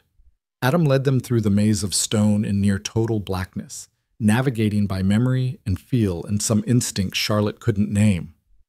Several times she heard movement on the canyon walls above. The men her father had sent, still searching, still hunting, but they remained unseen, unheard, ghosts moving through a landscape of shadows. They climbed for hours, leaving the canyon behind and ascending into true mountain country. The air grew thin and cold, and Charlotte was grateful she'd thought to pack her wool jacket. Around midnight, they paused to rest the horses in a small meadow surrounded by pine. We're above where they'll search tonight, Adam said, allowing himself to relax slightly. By morning, we'll be another 10 miles farther, and the trail will be cold. Charlotte slid from Clementine's back, her legs numb from cold and hours in the saddle. How much longer can we keep this up? Running, hiding, never knowing if the next town will be safe? Adam was quiet, loosening his horse's girth. Honestly, I don't know. Your father's determined, and he's got resources. But the farther we get from Wyoming, the thinner his influence spreads. We get to Colorado, maybe New Mexico. His reach doesn't extend that far. We'll be able to stop running and start living. And if we don't make it that far, then we don't. Adam's voice was matter of fact. Then we get caught, and you get dragged back to your aunt in Philadelphia, and I get hanged for kidnapping. But I don't plan on letting that happen, Charlotte. I've got too much to live for now. The way he said it, the certainty in his voice, made Charlotte's throat tighten with emotion. What changed? She asked. Between Kansas City and now, what made you decide life was worth fighting for again? Adam moved closer, and in the moonlight filtering through the pines, she could see his expression clearly. You did, he said simply. You standing up to your father, choosing exile over submission. You trusting me enough to ride into the wilderness with nothing but hope and stubbornness. You asking me what I dream about, like dreams matter, like the future is something we get to build instead of just survive. He reached out, his hand cupping her face with surprising gentleness. You made me remember what it feels like to care about tomorrow. Charlotte's breath caught. Adam? I know this is complicated, he continued, his thumb brushing her cheekbone. I know we're running for our lives, that everything is uncertain, that I've got no right to feel what I'm feeling, but I'm done lying to myself, Charlotte. I'm done pretending that traveling with you is just about helping someone escape. Somewhere between Willow Creek and here, this stopped being about rescue and started being about love, Charlotte supplied, her voice barely a whisper. Adam's expression was raw, vulnerable. Yeah, love. The kind that scares me because I know how much it can cost, but also the kind that makes me think maybe Sarah was right. Maybe some things are worth any price. Charlotte's hand covered his where it rested against her face. I'm falling for you too, she admitted. I didn't mean to. I wasn't looking for it. But somewhere between being exiled and being free, between running from my father and running toward something better, you became the thing I was running toward. They stood there in the moonlit meadow, two fugitives who'd found something precious in the midst of their desperation. Then Adam leaned in slowly, giving Charlotte every chance to pull away, and kissed her. It was nothing like the kisses Charlotte had imagined when she was a sheltered girl reading romance novels in her father's library. It was cold lips and warm breath, the taste of trail dust and coffee, the scratch of 3 days' beard against her cheek. It was real and immediate and alive in a way fantasies never were. When they parted, both breathing hard, Charlotte said, My father would absolutely kill you if he saw that. Adam laughed, the sound surprised out of him. Your father wants to kill me anyway. Might as well earn it. They made camp in the meadow, building a tiny fire shielded by rocks and fed with dry wood that produced minimal smoke. It was a risk, but the cold was becoming dangerous, and they needed hot food and coffee. Charlotte sat close to Adam as they ate, their shoulders touching, comfortable with a physical closeness that would have been scandalous a week ago. Tell me about your mother, Adam said as they finished eating. What was she like? Charlotte smiled, warming to the topic. Strong. Stubborn as hell, though she'd never have said hell. She had standards. The memory made her laugh. She came from Boston money, had every reason to stay back east where life was comfortable. But she met my father, and he told her about his dream of building something in the West. And she said, I'll come with you. Just like that. Gave up everything to follow a dream that wasn't even hers. Was she happy making that choice? I think so. She never complained, never seemed to regret it. She loved my father fiercely, even when he was being impossible. And she loved the ranch, the work of building something from nothing. Charlotte stared into the fire. The last thing she said to me before the fever took her completely, she said, Don't let your father make you small, Charlotte. Promise me you'll always choose to be large. And you're keeping that promise. I'm trying. Charlotte looked at Adam. She would have liked you, I think. She valued people who worked hard, who kept their word, who weren't afraid to be kind. I wish I could have met her. Me too. Charlotte's voice caught. Everything would be different if she hadn't died. My father wouldn't have become so rigid. I wouldn't have been exiled. We wouldn't be running for our lives right now. No, Adam agreed. But we also wouldn't have found each other. And I'm selfish enough to be grateful for that, even knowing the cost. They talked into the night, sharing stories, learning each other's histories and hopes and fears. Charlotte told him about growing up on the ranch, about the books she'd loved, about her mother teaching her to be strong while her father taught her to be stubborn. Adam talked about his childhood before his parents died, about the foster families who'd taken him in, about learning to rely only on himself because everyone else eventually left. Until now, Charlotte said softly, we won't leave each other. Partners, remember? Partners, Adam agreed, sealing it with another kiss. They took turns keeping watch through the night, and when dawn came with brutal cold and the promise of harder terrain ahead, they mounted up and rode deeper into the mountains. Behind them, somewhere in the valleys below, Judge Edmund Hale's men continued their search. But with each mile gained, Charlotte felt the weight of her father's control lessening, felt herself becoming someone new, someone chosen rather than assigned. 3 days later, they reached a mining camp called Silver Ridge, a ramshackle collection of tents and crude cabins clinging to a mountainside where men tore silver from the earth and drank away their earnings. It was rough, lawless, and perfect for two people trying to disappear. Adam secured them a room in a boarding house run by a weathered woman who asked no questions and clearly didn't care about bounty posters from Wyoming territory. The room was tiny, barely large enough for a narrow bed and a chair, with walls so thin they could hear every sound from the other rooms. "It's not much," Adam said apologetically. "It's perfect," Charlotte assured him. "It has walls and a roof and no one trying to drag us back to my father. That makes it paradise." They lived in Silver Ridge for 2 weeks, Adam picking up work in the mine while Charlotte helped the boarding house owner with cooking and laundry.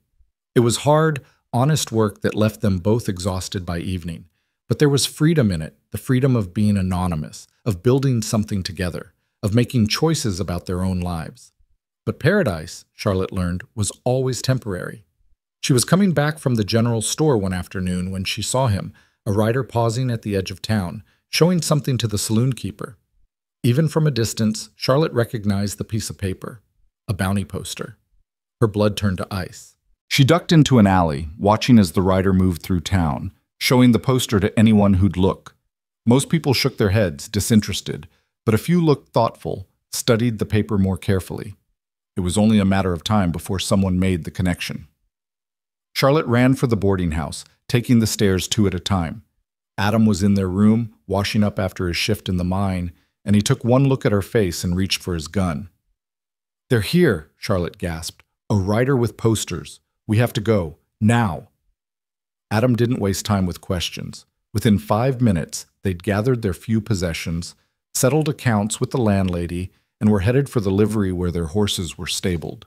The street outside felt like a gauntlet, every face a potential threat, every shadow hiding an informant motivated by $500. They were saddling the horses when they heard it. Raised voices from the street, the sound of men organizing, the unmistakable energy of a hunt beginning. "Someone recognized us," Adam said grimly, working faster. "We've got maybe 10 minutes before they come looking." "Where do we go? The whole town knows now." "Higher." Adam swung into his saddle. "There's another camp, Devil's Fork, about 20 miles northwest. Harder to reach, more desperate men, less interested in law. We'll be safer there." They rode out the back of the livery just as shouting erupted from the boarding house. Charlotte heard her name being called, heard men arguing about the reward, heard the organized chaos of pursuit beginning.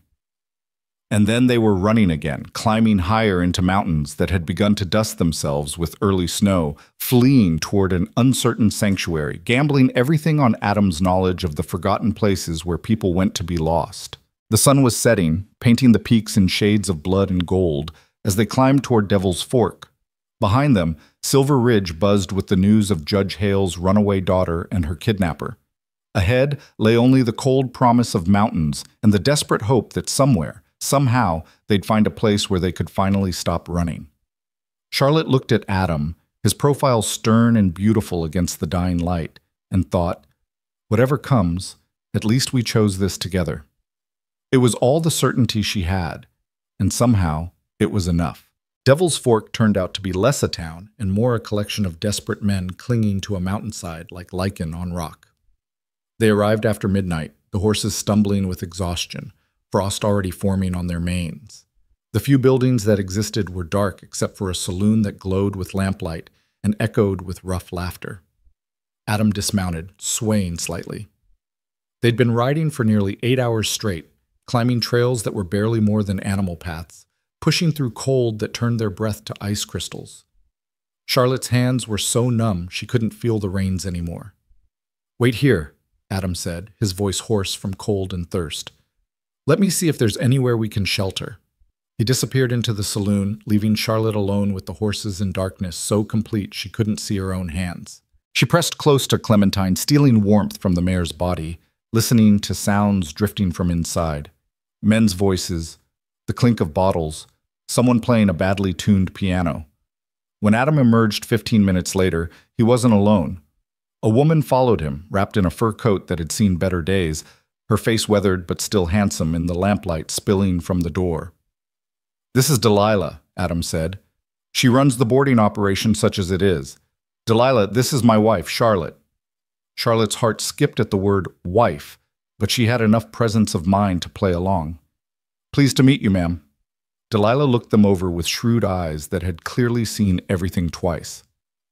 "Your man says you're heading for California, got caught in early weather. That about right?" "Yes, ma'am," Charlotte said, letting exhaustion make her voice smaller, younger. "We didn't expect the cold to come so soon." "Never does, never does." Delilah jerked her head toward a cabin barely visible in the darkness. "I've got one room free. Stove works, bed's clean enough. $2 a night, meals extra. You pay in advance, you don't ask questions about other guests, and you keep to yourselves. Those are the rules." Adam counted out bills with stiff fingers. "We'll need somewhere for the horses, too. Lean-to out back, not fancy, but it keeps the wind off." Delilah pocketed the money. "You two look dead on your feet. Get some sleep. Nobody here cares who you are or where you're from, and that's how we like it." The room was exactly as advertised, small, cold despite the stove, furnished with a bed that sagged in the middle and a chair with one short leg. But after weeks of running, after sleeping on hard ground and keeping one eye open for pursuers, it felt like a palace. Charlotte sank onto the bed while Adam tended the stove, coaxing heat from damp wood. When he finally sat beside her, she could see the toll their flight had taken. Deep shadows under his eyes, new lines bracketing his mouth, his hands trembling slightly from exhaustion and cold. "You called me your wife," she said quietly. Adam looked at her, his expression unreadable in the dim light. "Safer that way. A man traveling alone with a woman who's not his wife raises questions. A married couple heading west is unremarkable." He paused. "I'm sorry. I should have asked first. Don't apologize." Charlotte's hand found his. "You're right. It's safer. It caught me by surprise hearing it out loud." "Did it bother you?" Charlotte considered this honestly. A week ago, the idea would have been scandalous, impossible. But a week ago, she'd still been Judge Hale's daughter, still bound by propriety and expectation. Now she was someone different, someone who'd chosen exile over submission, who'd ridden through mountain passes in the dark, who'd fallen in love with a man her father would call beneath her. "No," she said finally. "It didn't bother me.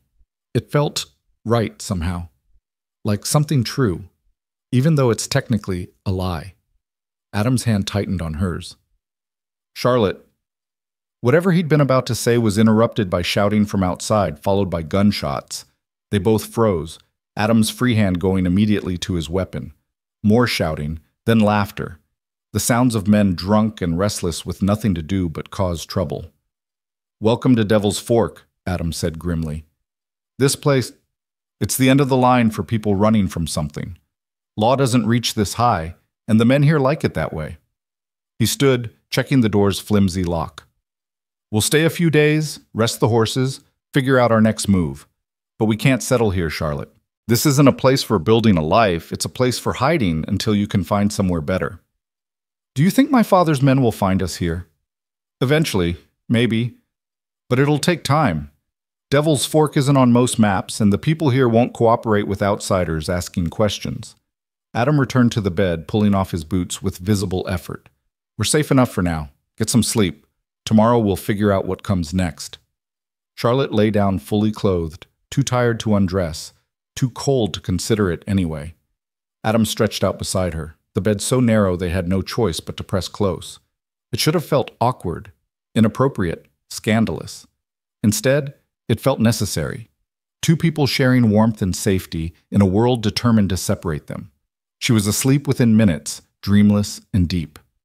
Morning came late at this altitude, the sun struggling to clear the surrounding peaks. Charlotte woke to find Adam already up, standing at the single small window, watching the town come sluggishly to life. "How long have you been awake?" she asked, sitting up and immediately regretting it as cold air hit her. A while. Adam didn't turn from the window. Been watching the patterns, who's moving where, who's paying attention to newcomers, who might be trouble. And most people here are too wrapped up in their own problems to care about ours. But there's a man, big fellow with a scar across his nose, who's been asking Delilah questions about the new couple who came in late last night. Adam's jaw tightened. Could be nothing. Could be he's just curious. Or could be he's seen those bounty posters and is trying to decide if we're worth the trouble of collecting on. Charlotte joined him at the window, peering out at Devil's Fork in daylight. It was even more depressing than nighttime had suggested. Maybe 20 buildings total, most in various states of decay with muddy paths connecting them. Men moved between the saloon and the mine entrance looking hungry and hard used. This was where hope came to die. We can't stay here long, she said. No. Adam turned to face her. But I'm not sure where else to go. Your father's got riders searching every town between here and California. The bounty's too high to ignore, and the story's too good. Rich man's daughter stolen by a drifter. People want to believe it, want to be the hero who rescues the kidnapped girl. What if... Charlotte stopped, the idea forming even as she spoke. What if we made ourselves unremarkable? What if instead of hiding in places like this, we hid in plain sight? What do you mean? Charlotte moved to where their saddlebags lay. From hers, she pulled the small leather pouch Maria had given her, her mother's jewelry. We've been running as fugitives, looking like people with something to hide. What if we stopped looking like that? What if we became actually married? Not pretend married like last night, but legally married. A woman can't be kidnapped by her own husband, and a man can't be charged with abduction if his wife says she went willingly. Adam stared at her. Charlotte, you can't be serious. Why not? The more she thought about it, the more sense it made. My father's influence only extends so far. We get married in a town where he has no reach, somewhere in Colorado maybe, and suddenly his whole case falls apart. I'm no longer a victim to be rescued. I'm a married woman who made a choice. Your father would never accept it. He'd find a way to invalidate it, call it coercion. Let him try. Charlotte's voice grew stronger. But legally, Adam, he'd have no standing. A father can't force his married daughter to return to his household. The law recognizes a husband's rights over a father's. Adam ran a hand through his hair, clearly struggling with the idea.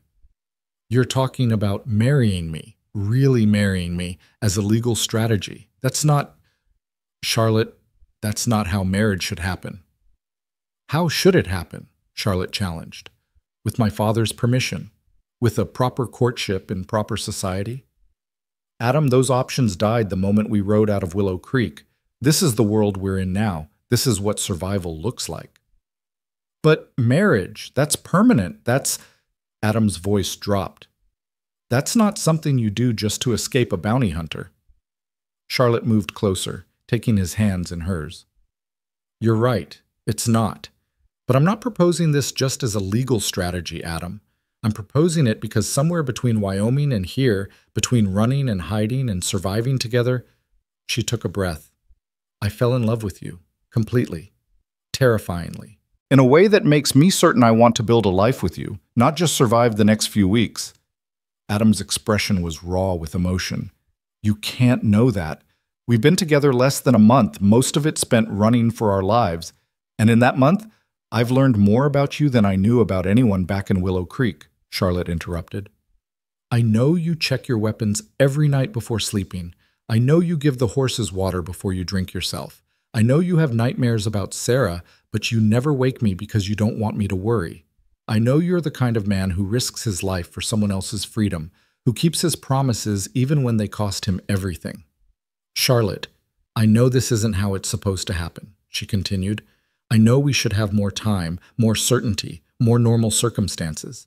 But we don't have those things, Adam. We have right now. We have each other. And we have a choice. Keep running as fugitives or make ourselves legitimate. Legally, emotionally, permanently. Adam was silent for a long moment, his hands tight on hers. Then quietly, he said, You deserve better than this. Better than a rushed marriage in a mining camp to a drifter with nothing to his name but a horse and a gun. I deserve to choose, Charlotte corrected. And I choose you. The question is, do you choose me? Not as a responsibility or an obligation, but as a partner, as someone you want to build a life with. Adam pulled her close, his face buried in her hair, his voice muffled against her. I chose you the moment I saddled my horse that first night. Every day since, I've been choosing you. But I need you to be sure, Charlotte. Because once we do this, there's no going back. You'll be married to a man your father despises, cutting off any chance of reconciliation. There was never going to be reconciliation, Charlotte said firmly. My father made that clear when he exiled me. The only question is whether I spend the rest of my life running from his judgment or build something so strong it doesn't matter what he thinks. Adam pulled back to look at her, his eyes searching hers. Whatever he saw there seemed to satisfy him, because he nodded slowly. All right. Yes. If you're sure. Yes, I want to marry you. Not as a strategy, not as survival, but because I love you, Charlotte Hale.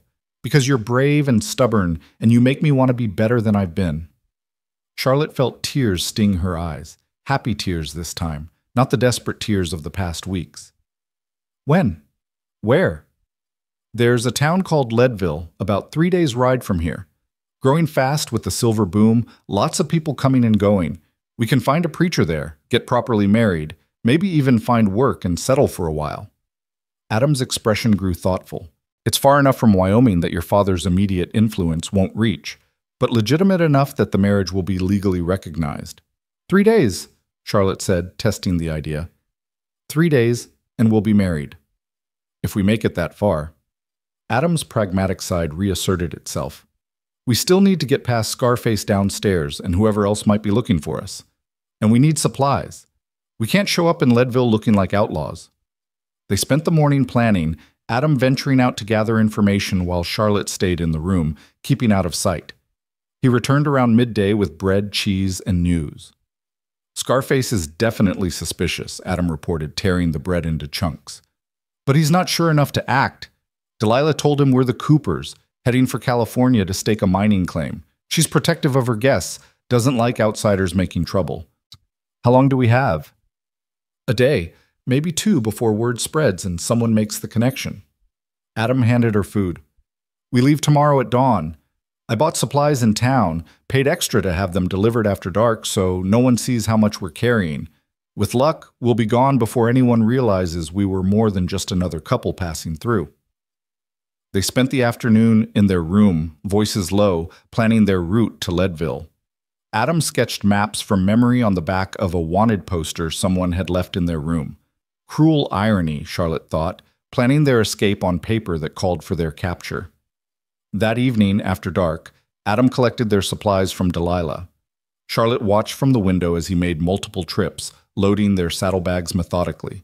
Flour, beans, coffee, dried meat, ammunition. The supplies of people planning to travel hard and fast. When he returned for the last load, Delilah followed him partway, her voice carrying in the cold air. Whatever trouble you're running from, Cooper, you'd best stay ahead of it. That man with the scar, he sent someone down the mountain this afternoon. Messenger, looked like. Could be nothing, but... I understand, Adam said quietly. Thank you for the warning. Didn't do it for you. Delilah's voice was matter of fact. Did it because that girl up there deserves a chance. Seen too many young women destroyed by men who think they own them. If she chose you, then you'd best be worthy of it. Charlotte heard Adam's voice, thick with emotion. I'm trying to be. Try harder. Then Delilah was gone, her footsteps crunching in the frost. Adam came back to the room, his face set. We leave tonight. Now. Scarface sent word somewhere, and I don't want to wait around to see who shows up to collect it. Charlotte was already moving, gathering their few possessions. The horses, I'll get them ready. You stay here, stay quiet. 5 minutes. He was gone before Charlotte could respond. She used the time to change into her warmest clothes, braid her hair tightly, prepare herself for another night ride through mountain cold. Her hands shook as she worked, but not from fear. From anticipation, from the knowledge that they were so close to a solution, if they could just stay ahead of pursuit for 3 more days. Adam returned, leading both horses, their breath steaming in the frigid air. Delilah's covering for us. She'll tell anyone who asks that we're still asleep. Might buy us a few hours. They mounted in darkness, walking the horses quietly through Devil's Fork's muddy streets. A few men stumbled out of the saloon, too drunk to notice or care about two riders departing. The town fell away behind them, and then they were climbing again, following a trail barely visible in starlight. Behind them, Devil's Fork settled into its nightly routine of drinking and fighting and forgetting. Ahead lay 3 days of hard riding, of staying ahead of men who wanted to collect a reward, of reaching Leadville before their luck ran out. Charlotte looked back once, seeing the small cluster of lights disappearing around a bend. Then she faced forward toward Adam's back, toward the uncertain future they were riding into together. 3 days. Just 3 more days, and they could stop running. 3 days, and they could build something permanent, something Judge Edmund Hale's anger couldn't destroy. It seemed simultaneously like no time at all and an impossible distance. The first day passed in a blur of cold and concentration. They followed trails that were barely more than suggestions, climbing higher into country where snow had already fallen and lay in drifts beneath the pines. Several times they heard riders behind them, the sound carrying strangely in the thin air, but they couldn't tell if it was pursuit or just other travelers on the mountain roads. They stopped only briefly to rest the horses, eating in the saddle, speaking in whispers when they spoke at all. Every muscle in Charlotte's body ached, and her face was burned raw from wind and sun reflecting off snow. But she didn't complain. Complaining was a luxury they couldn't afford. As dusk fell on the first day, Adam found them shelter in a cave, not deep, but enough to block the wind and hide their small fire. They huddled together for warmth, sharing a single blanket, too tired even for conversation. "Tomorrow's the hardest stretch," Adam said finally, his voice rough. "There's a pass. Narrow, dangerous, but it cuts 10 miles off the route to Leadville. Problem is, if your father's men know the country, they might guess we'll use it. Could be riding into an ambush. Is there another way?"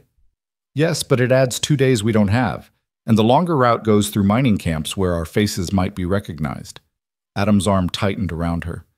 "The pass is our best chance." Charlotte nodded against his shoulder. "Then we take it." "You're sure?" "I'm sure I trust your judgment. I'm sure I want to get to Leadville and marry you before something else goes wrong." She tilted her head to look up at him. "And I'm sure that whatever happens tomorrow, we face it together." Adam kissed her then, hard and desperate, a kiss that tasted of fear and determination and love all tangled together. When they broke apart, both breathing hard, Charlotte saw something fierce in his expression. "Tomorrow," he said. "We make it through tomorrow, and we're almost there." "Tomorrow," Charlotte echoed, sealing it like a promise. They took turns keeping watch through the night, and when dawn broke cold and clear, they were already mounted and moving toward the pass Adam had described.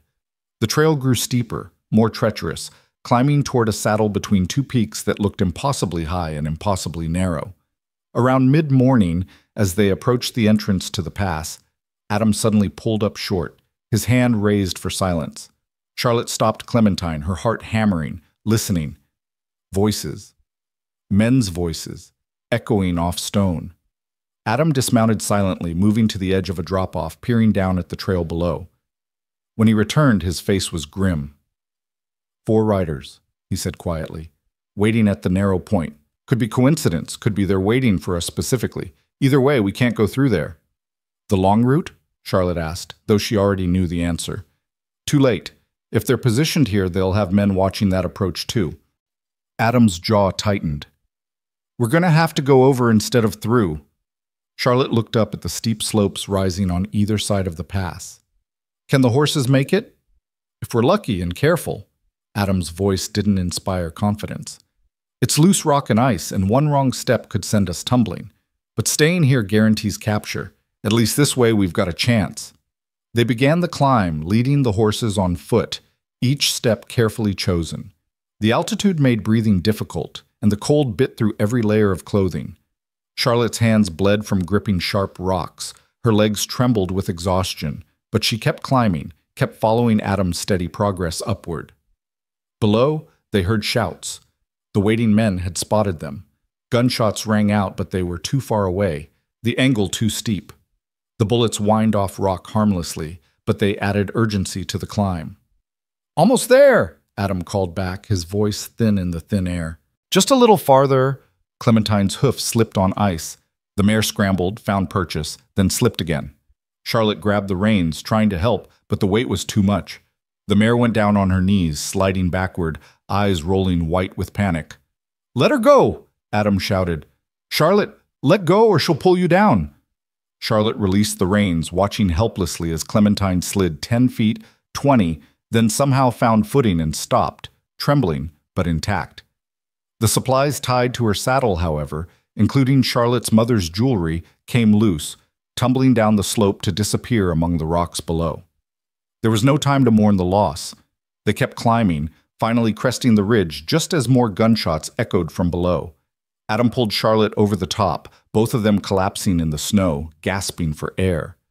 "We made it," Charlotte managed between breaths. "We actually made it."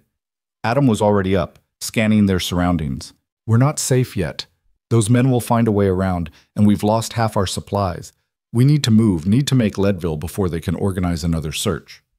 They descended the far side of the ridge more carefully, Adam leading Clementine while Charlotte rode his buckskin. The mare was shaken but sound, and by afternoon they'd made it back to lower elevation where breathing was easier and trees offered some cover. That night they made a cold camp, huddled together for warmth, their remaining supplies rationed carefully. Charlotte thought about her mother's jewelry, somewhere in the rocks behind them, lost forever.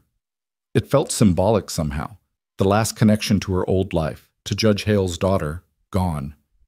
What remained was just Charlotte, just herself, building a new life from nothing but determination and love.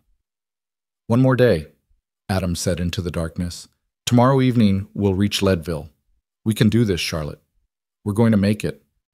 Charlotte wanted to believe him, but the night felt very dark and very cold, and somewhere behind them, her father's men were still searching, still determined to drag her back to the life she'd fled. She fell asleep with Adam's arms around her, their future balanced on the edge of a knife, uncertain and terrifying, and theirs. The last day dawned clear and bitterly cold. They rode hard, pushing the exhausted horses, driven by the knowledge that Leadville represented not just shelter, but salvation. Every mile gained was a mile closer to becoming legitimate, to transforming from fugitives into a married couple simply trying to make their way west. As the sun began its descent toward the horizon, they crested a final ridge and saw it. Leadville spread below them, a boom town exploding with growth, its lights already twinkling in the gathering dusk. Smoke rose from hundreds of chimneys. They could hear the distant sound of music, of life, continuing oblivious to their desperate journey. "We made it," Charlotte whispered, hardly daring to believe it. Adam's hand found hers. "We made it. Tomorrow morning, we find a preacher. By tomorrow afternoon, you'll be Charlotte Cooper, and your father's reach ends there." They rode into Leadville as the last light faded from the sky. Two riders on exhausted horses, their clothes travel-stained, their faces marked by weeks of running. But they rode together, partners in survival, and tomorrow they would make it permanent. Tomorrow they would choose each other, legally and irrevocably, building something stronger than fear, stronger than exile, stronger than Judge Edmund Hale's fury. Tomorrow they would win. Leadville's main street was chaos incarnate. Miners stumbling between saloons, wagons loaded with ore rumbling past, women in bright dresses calling from second-story windows, the cacophony of a town growing faster than its ability to contain itself. Charlotte and Adam found a boarding house on the quieter edge of town, run by a stern-faced widow named Mrs. Hartwell, who looked them over with sharp eyes before accepting their money. "You'll want the room at the end," she said, handing Adam a key. "Quieter, less traffic from the other guests." Her gaze lingered on Charlotte's wind-burned face, her travel-stained clothes. "There's a bathhouse 2 streets over. Hot water costs extra, but you look like you could use it." Charlotte wanted to kiss the woman. "Thank you. Breakfast is at 7, supper at 6. You miss it, you go hungry." Mrs. Hartwell turned to go, then paused. "The preacher, Reverend Morrison, he's got a small church on Oak Street. Performs marriages most mornings if you get there early enough. Doesn't ask too many questions." Charlotte felt heat rise in her cheeks. "How did you—" "Been running a boarding house for 15 years, girl. I know the look of people running towards something instead of away from it." Mrs. Hartwell's expression softened fractionally. "Get some rest. Whatever you're running from can wait until tomorrow." Their room was small but clean, with a real bed, not a bedroll on hard ground, and a window that looked out toward the mountains they'd just crossed. Adam set their remaining supplies in the corner, then stood awkwardly, as if suddenly realizing the intimacy of sharing a room now that they weren't actively fleeing for their lives. "I can sleep on the floor," he offered. "Give you the bed." Charlotte was too exhausted for propriety. "Adam, we've been sleeping pressed together for warmth for 2 weeks. I think we can share a bed without scandal." She sat heavily, pulling off her boots with a groan. "Besides, tomorrow we'll be married. Might as well get used to it."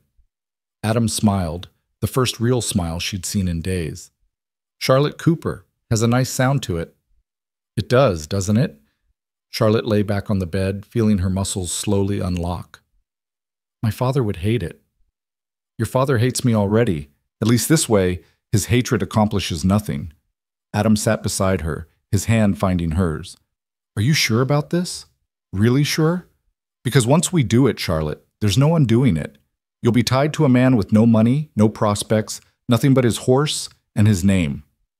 Charlotte turned to look at him, this man who'd risked everything to give her a choice, who'd ridden through wilderness and danger without complaint, who looked at her like she was something precious rather than something to be controlled. "I'm sure," she said firmly. "I've never been more sure of anything in my life." They fell asleep still clothed, too tired for anything but unconsciousness. And when Charlotte woke to morning light streaming through the window, Adam was already gone. Panic seized her for a moment. Had he left? Had he changed his mind? Until she saw the note propped on the chair. "Gone to find the preacher and make arrangements.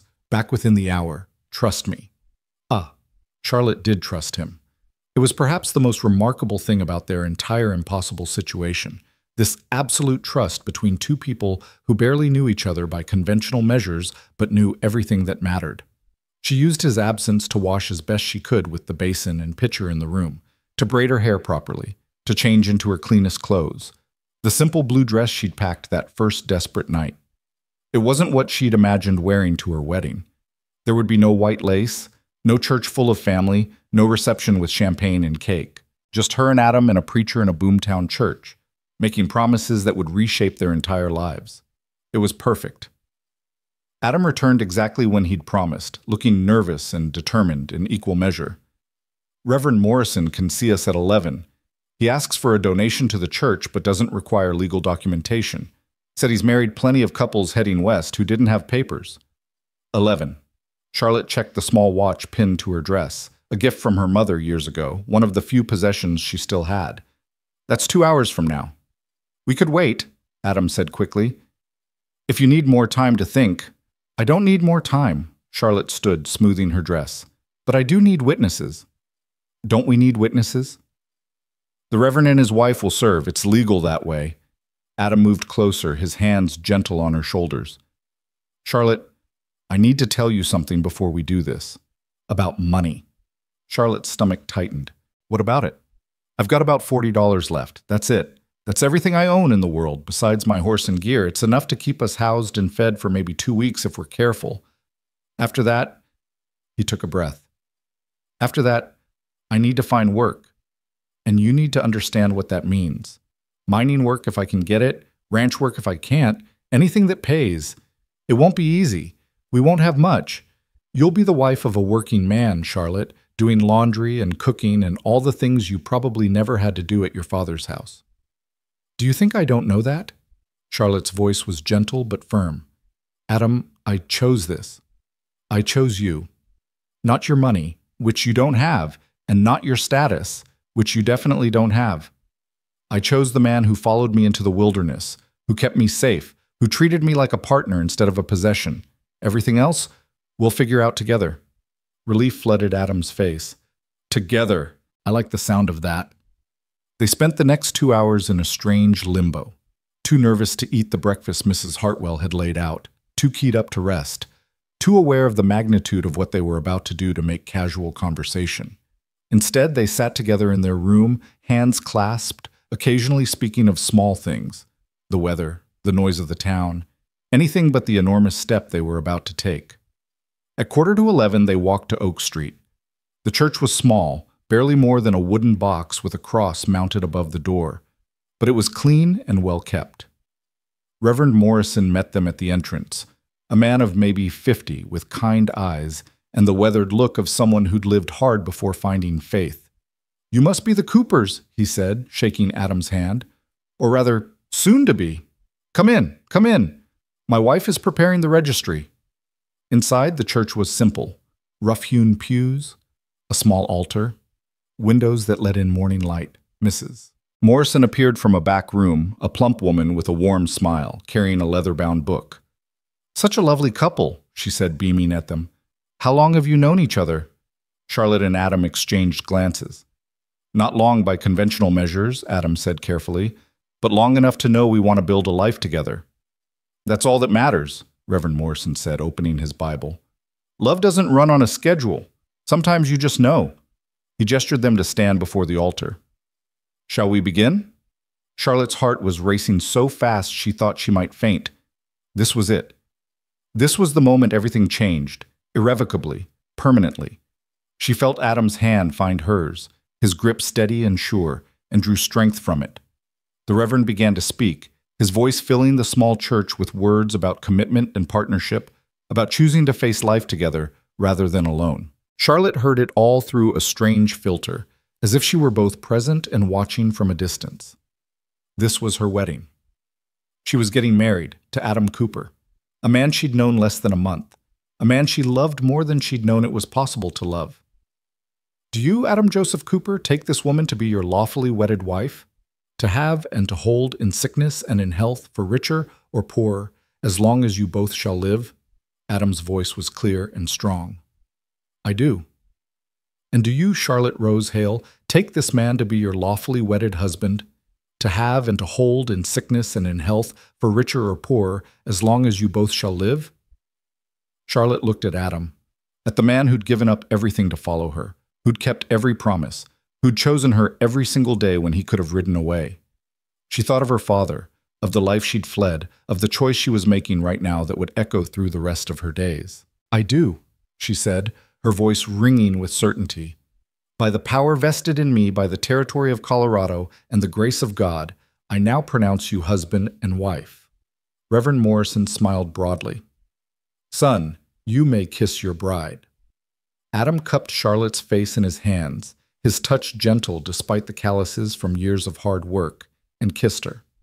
It was sweet and chaste and perfect, witnessed by two strangers in a tiny church in a boomtown, and Charlotte felt tears slip down her cheeks, happy tears, relieved tears, tears of joy and fear and overwhelming love all tangled together. When they broke apart, Mrs. Morrison was crying too, dabbing at her eyes with a handkerchief. "Beautiful," she sniffed. "Just beautiful. Now, let's get this made official."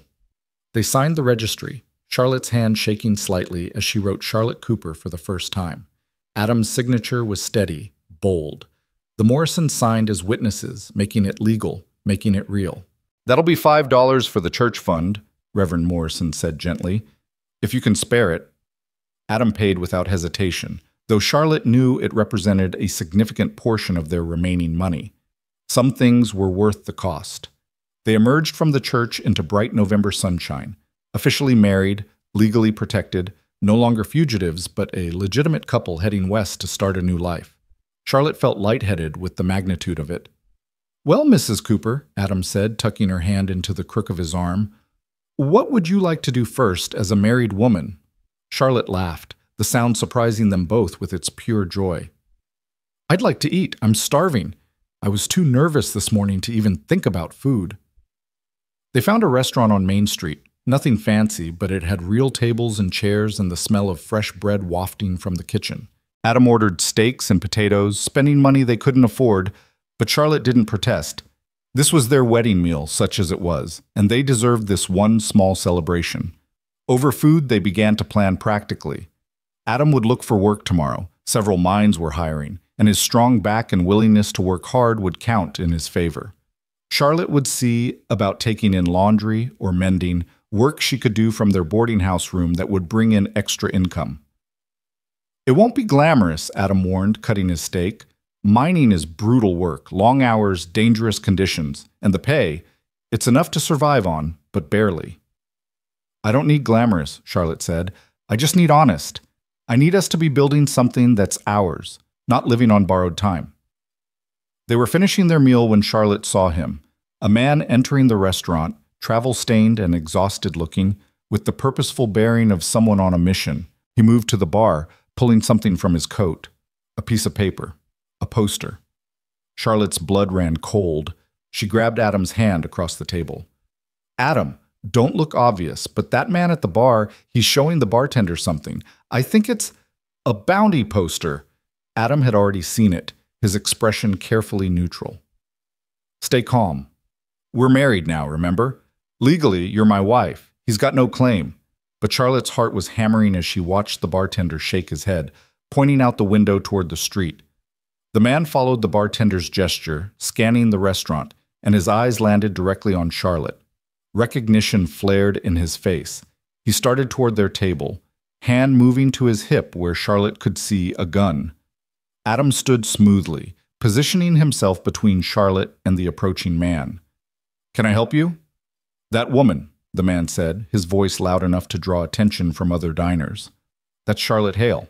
Judge Edmund Hale's daughter. There's a reward out for her return. You're mistaken, Adam said calmly. This is my wife, Charlotte Cooper. We were just married this morning at Reverend Morrison's church. You can check the registry if you doubt me. The man's eyes narrowed. You're the one they call a kidnapper, Adam Cooper, $500, dead or alive. The restaurant had gone quiet, all eyes on the confrontation. Charlotte could feel panic rising but forced it down. They'd prepared for this. They had the law on their side now. I kidnapped no one, Adam said, his voice carrying to every corner of the restaurant. Miss Hale, now Mrs. Cooper, chose to leave her father's house of her own free will. She chose to travel with me, and she chose to marry me. All legal, all documented. Her father's authority ended the moment she became my wife. Judge Hale says different. Says you stole his daughter? Judge Hale, Charlotte interrupted, standing and moving to Adam's side, is my father. And he's wrong. I left willingly because he tried to force me into a life I didn't want. I chose Adam. I chose freedom. And now I've chosen to marry him, which makes me legally his wife, not my father's property. The bounty hunter looked uncertain now, his easy capture becoming complicated. The law recognizes marriage, a new voice said. Charlotte turned to see Reverend Morrison entering the restaurant, his wife behind him. The preacher moved to stand beside Charlotte and Adam. I married these two myself this morning, legal and binding. The lady speaks true. She's Mrs. Cooper now, not Miss Hale. Her husband has full legal rights, and her father's jurisdiction ends at his property line. The bounty hunter looked between them all, clearly trying to calculate whether $500 was worth the legal complication. Judge Hale ain't gonna like this. I suspect you're right, Adam said evenly, but Judge Hale's likes and dislikes don't change the law. You're welcome to check our marriage certificate. Reverend Morrison has it registered proper. After that, unless you've got some other claim, I'd appreciate you leaving my wife and me to finish our meal in peace. The man stood there for a long moment, jaw working. Finally, he spat on the floor, a gesture of contempt and frustration, and turned to leave. Judge ain't gonna like this one bit, he repeated, then stalked out. Charlotte's legs gave out and she sank back into her chair, shaking with reaction. Adam sat beside her, his arm going around her shoulders, while the restaurant slowly returned to its normal noise level. That was terrifying, Charlotte managed. But it worked. Adam's voice held wonder and relief. It actually worked. The marriage, it protected us. The law is on our side now. Reverend Morrison pulled up a chair. That man will likely send word back to Wyoming about what happened here. Your father will know you're married within the week. Let him know, Charlotte said, finding her voice again. Let him know I chose my own path, that I'm not his to control anymore. The preacher nodded approvingly. The law may recognize your marriage, but your father still has resources. I'd suggest, if you're planning to stay in Leadville, that you establish yourselves quickly. Get work, make connections, become part of the community. The more legitimate you are, the harder it'll be for anyone to claim you're fugitives. It was good advice, and they took it. Over the next 3 weeks, Adam found work in the Matchless mine, brutal labor that left him exhausted every evening but paid steady wages. Charlotte took in laundry and mending, her hands growing rough from lye soap and constant work. They saved every penny they could, living in their small room at Mrs. Hartwell's, eating simple meals, building a life from nothing but determination and love. Word spread through the mining community about the couple who'd defied a wealthy rancher to be together. Some people viewed them with suspicion, but most saw what Charlotte and Adam were, two people working hard, keeping to themselves, causing no trouble. They made friends slowly. Mrs. Hartwell grew fond of Charlotte, teaching her cooking techniques her mother had never had time to share. Adam's work crew accepted him as one of their own, appreciating his willingness to take on the hardest tasks without complaint. 6 weeks after their wedding, during the first real snowfall of winter, a letter arrived addressed to Mrs. Charlotte Cooper. Charlotte recognized her father's handwriting immediately. She sat in their room holding the unopened letter, her hands trembling. Adam came in from his shift, saw her face, and immediately knelt beside her chair. "From your father?" Charlotte nodded, unable to speak. "You don't have to read it," Adam said gently. "You don't owe him anything, Charlotte. Not your time, not your attention, not your guilt." "I know." Charlotte turned the letter over in her hands. "But I think I need to. Need to know what he has to say now that everything's changed." Adam nodded, sitting back on his heels, giving her space but staying close. Charlotte broke the seal with shaking fingers and unfolded the pages. The letter was long, 3 pages in her father's precise handwriting. Charlotte read it through twice before she could process what it said. Her voice cracked. "He's apologizing. He says he was wrong." Adam's eyebrows rose in surprise. "Wrong?" "He says that when he got word I'd married you, his first reaction was rage. He was ready to send more men, to hire lawyers, to do whatever it took to invalidate the marriage and bring me home." Charlotte's eyes filled with tears as she read. "But then he went through my mother's things, found her diary. She'd written about him, about how he'd become harder after they came west, how he'd started treating everything and everyone as something to control rather than care for. She wrote that she worried what would happen to me when she was gone, whether he'd crush the spirit she'd worked so hard to cultivate in me." Charlotte had to stop, wiping her eyes. Adam moved to sit beside her on the bed, his arm around her shoulders. "She wrote," Charlotte's voice was barely a whisper. "She wrote that if I ever needed to leave, to choose my own path, even if it meant defying him, she'd want me to do it. That she'd be proud of me for having the courage she'd sometimes lacked." Charlotte, he says reading that broke something in him, made him realize he'd become exactly what she feared, a man so consumed with control that he'd driven away the one person he had left to love. Charlotte looked at Adam, tears streaming down her face. "He's not asking me to come back. He's asking if we'd be willing to accept his apology. If someday, when we're ready, he could meet you properly. Get to know the man I chose." Adam was silent for a long moment. Then, carefully, he said, "What do you want, Charlotte? Not what he wants, not what would make things easier. What do you want?"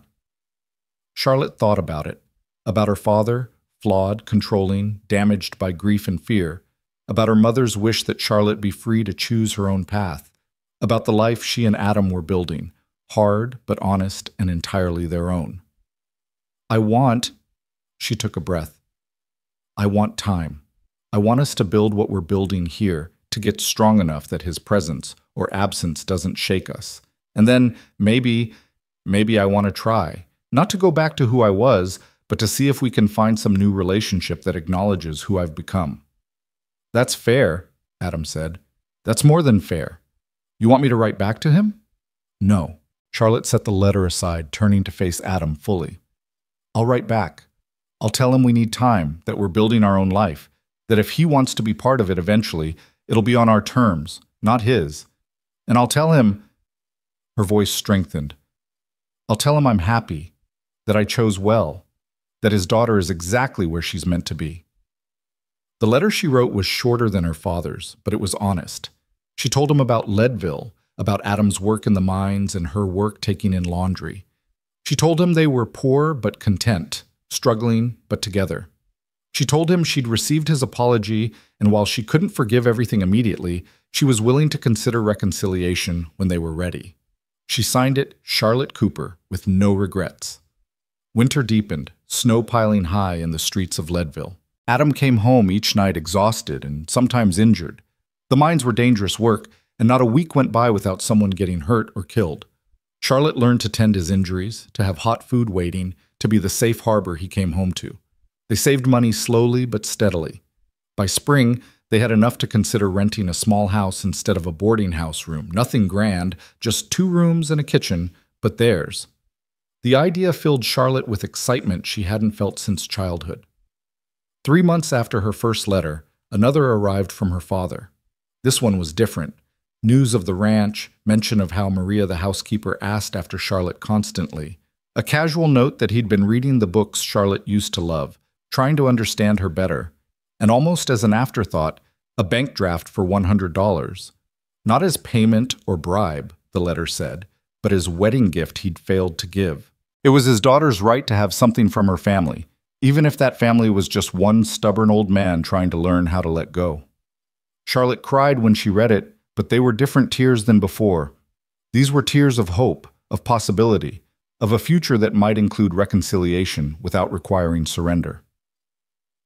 "We don't have to accept it," Adam said, looking at the bank draft. "If it feels like control, it's not control." Charlotte folded the letter carefully. "It's an olive branch. And I think I want to accept it. Not because we need it, though God knows we could use it, but because it's Him trying to respect our marriage, to give us something that's ours to do with as we choose." They used the money to rent the little house, to buy furniture, modest but new, and to set aside a small emergency fund. The house became their sanctuary, a place where they were just Charlotte and Adam, not Judge Hale's runaway daughter and her kidnapper, but a married couple building a life together. By summer, Charlotte was pregnant. The discovery came as a surprise. She'd been so focused on survival, on establishing their life in Leadville, that she'd barely noticed the signs, but Dr. Whitman confirmed it, and suddenly everything shifted into even sharper focus. "We're going to be parents," Charlotte said that night, still processing. "Adam, we're going to have a baby." Adam looked terrified and thrilled in equal measure. Are you happy about it?" "Terrified," Charlotte admitted. "But yes, I'm happy. I'm going to be a mother." The thought connected her to her own mother in a way nothing else had since her death. "I wish she could have known. Wish she could meet her grandchild." "Write to your father," Adam suggested gently. "Tell him. Let him be part of this if he wants to be." The letter Charlotte wrote was longer this time, more open. She told her father about the baby, about their house, about the life they were building. She told him she thought of her mother every day, tried to honor her memory by being strong and choosing freely. And she told him that when the baby came, if he wanted to visit, if he could accept Adam as her husband and respect the life they'd built, he would be welcome. His response came faster than any previous letter.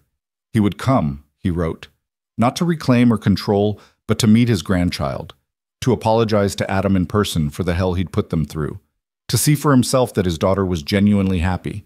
And he wanted to bring something, a gift, papers he'd been working on with his lawyer.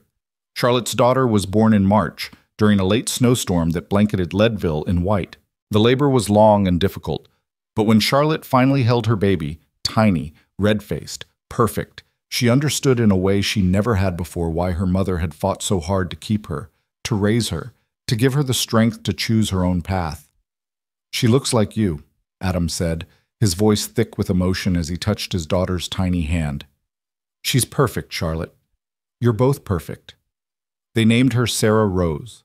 Sarah for Adam's lost love, who'd taught him about courage. Rose for Charlotte's mother, who'd taught her about choice. It felt right, honoring the women who'd shaped them into people capable of building this family. Judge Edmund Hale arrived 2 weeks later, looking older than Charlotte remembered, his silver hair now nearly white. He stood on their porch clutching his hat, and for the first time in Charlotte's memory, he looked uncertain. "Charlotte," he said when she opened the door. May I come in?" Charlotte looked at him, at her father who'd exiled her, who'd sent men hunting for them, who'd made the first months of her marriage a desperate flight. But she also saw the man who'd loved her mother desperately, who'd been crushed by grief, who'd done terrible things from fear of losing the last person he had left to love. "Yes," she said, stepping aside, "but you'll need to meet someone first." She led him to where Adam stood near the fireplace, holding Sarah. Her father and her husband looked at each other for a long moment. Years of anger and misunderstanding thick in the air between them. Then Judge Hale did something Charlotte had never seen him do before. He held out his hand. "Mr. Cooper," he said formally, "I owe you an apology. I was wrong about you, wrong about everything. You're clearly a man of character, and you've made my daughter happier than I ever managed to. I hope you might be willing to let me try to start fresh." Adam shifted Sarah carefully, then took the judge's hand. "For Charlotte's sake and for this little one's sake, I'm willing, but you need to understand, sir, I won't tolerate any attempt to control or dictate. Charlotte and I make decisions together as partners. That's not negotiable." "I understand." The judge's voice was humble in a way Charlotte had never heard. "I'm not here to take over or fix things. I'm here to, if you'll let me, to be family, to know my granddaughter, to support you both however I can, on your terms." Charlotte moved to stand beside Adam, looking between the two most important men in her life. "Then let's start with introductions. Father, meet your granddaughter, Sarah Rose Cooper. Sarah, meet your grandfather." Judge Hale's face crumpled as Adam carefully transferred the baby to his arms. He held Sarah like she was made of spun glass, tears streaming down his weathered cheeks. "She has your mother's eyes," he whispered to Charlotte. "The same green, the same spark." They spent the afternoon talking, carefully at first, then more naturally as old wounds began their slow healing. The judge told them about the ranch, about how lonely it had been without Charlotte, about reading her mother's diaries and realizing how badly he'd failed them both. Charlotte told him about their life in Leadville, about the struggles and small victories, about building something from nothing. As the sun began to set, the judge pulled a leather portfolio from his bag. "I brought something, legal documents my lawyer prepared. You'll want to read them carefully, but—" He handed them to Charlotte. "The ranch. I'm deeding half of it to you, Charlotte, in your name alone. Not as something I control, but as your inheritance. Your mother would have wanted you to have it." Charlotte stared at the papers, her hands trembling. "Father, we don't need—" "It's not about need." The judge's voice was firm but gentle. "It's about what's right. The ranch. Your mother and I built it together. Half of it was always hers, and now it should be yours. You can keep it, sell it, visit once a year or never. It's your choice, Charlotte. That's the point. It's your choice." Adam looked at Charlotte. "What do you want to do?" Charlotte thought about it, really thought.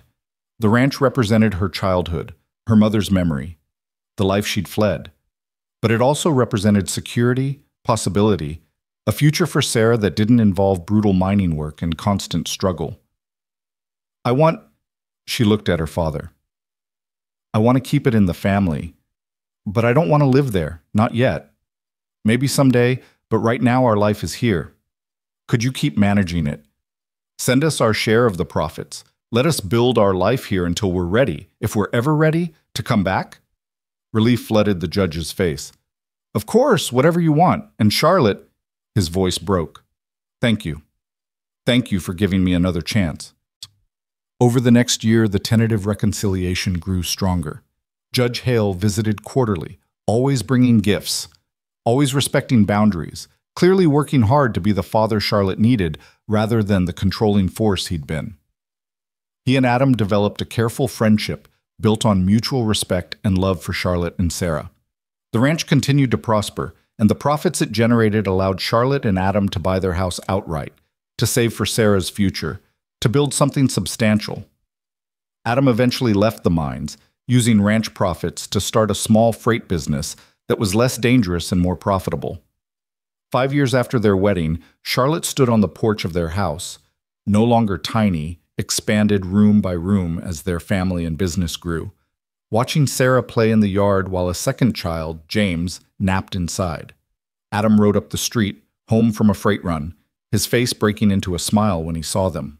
How was Denver? Charlotte asked as he dismounted, accepting his kiss. Profitable. And I heard something interesting. Adam pulled an envelope from his coat. The territorial governor wants to appoint a new circuit judge for this district. Your father's name came up, but he declined, said he's thinking of retiring, spending more time with his grandchildren. Charlotte laughed, surprised and pleased. That doesn't sound like the man I grew up with. People change. Adam's arms went around her, both of them watching Sarah chase a butterfly. You changed him. We changed him. Showed him that control isn't love, that letting go is sometimes the greatest act of caring. Charlotte leaned back against her husband, feeling the solid warmth of him, the safety and partnership they'd built together.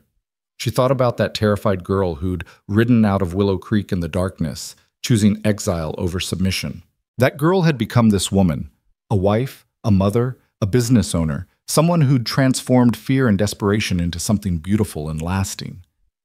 Do you ever regret it? She asked. Everything we went through, the running, the fear, the difficulty?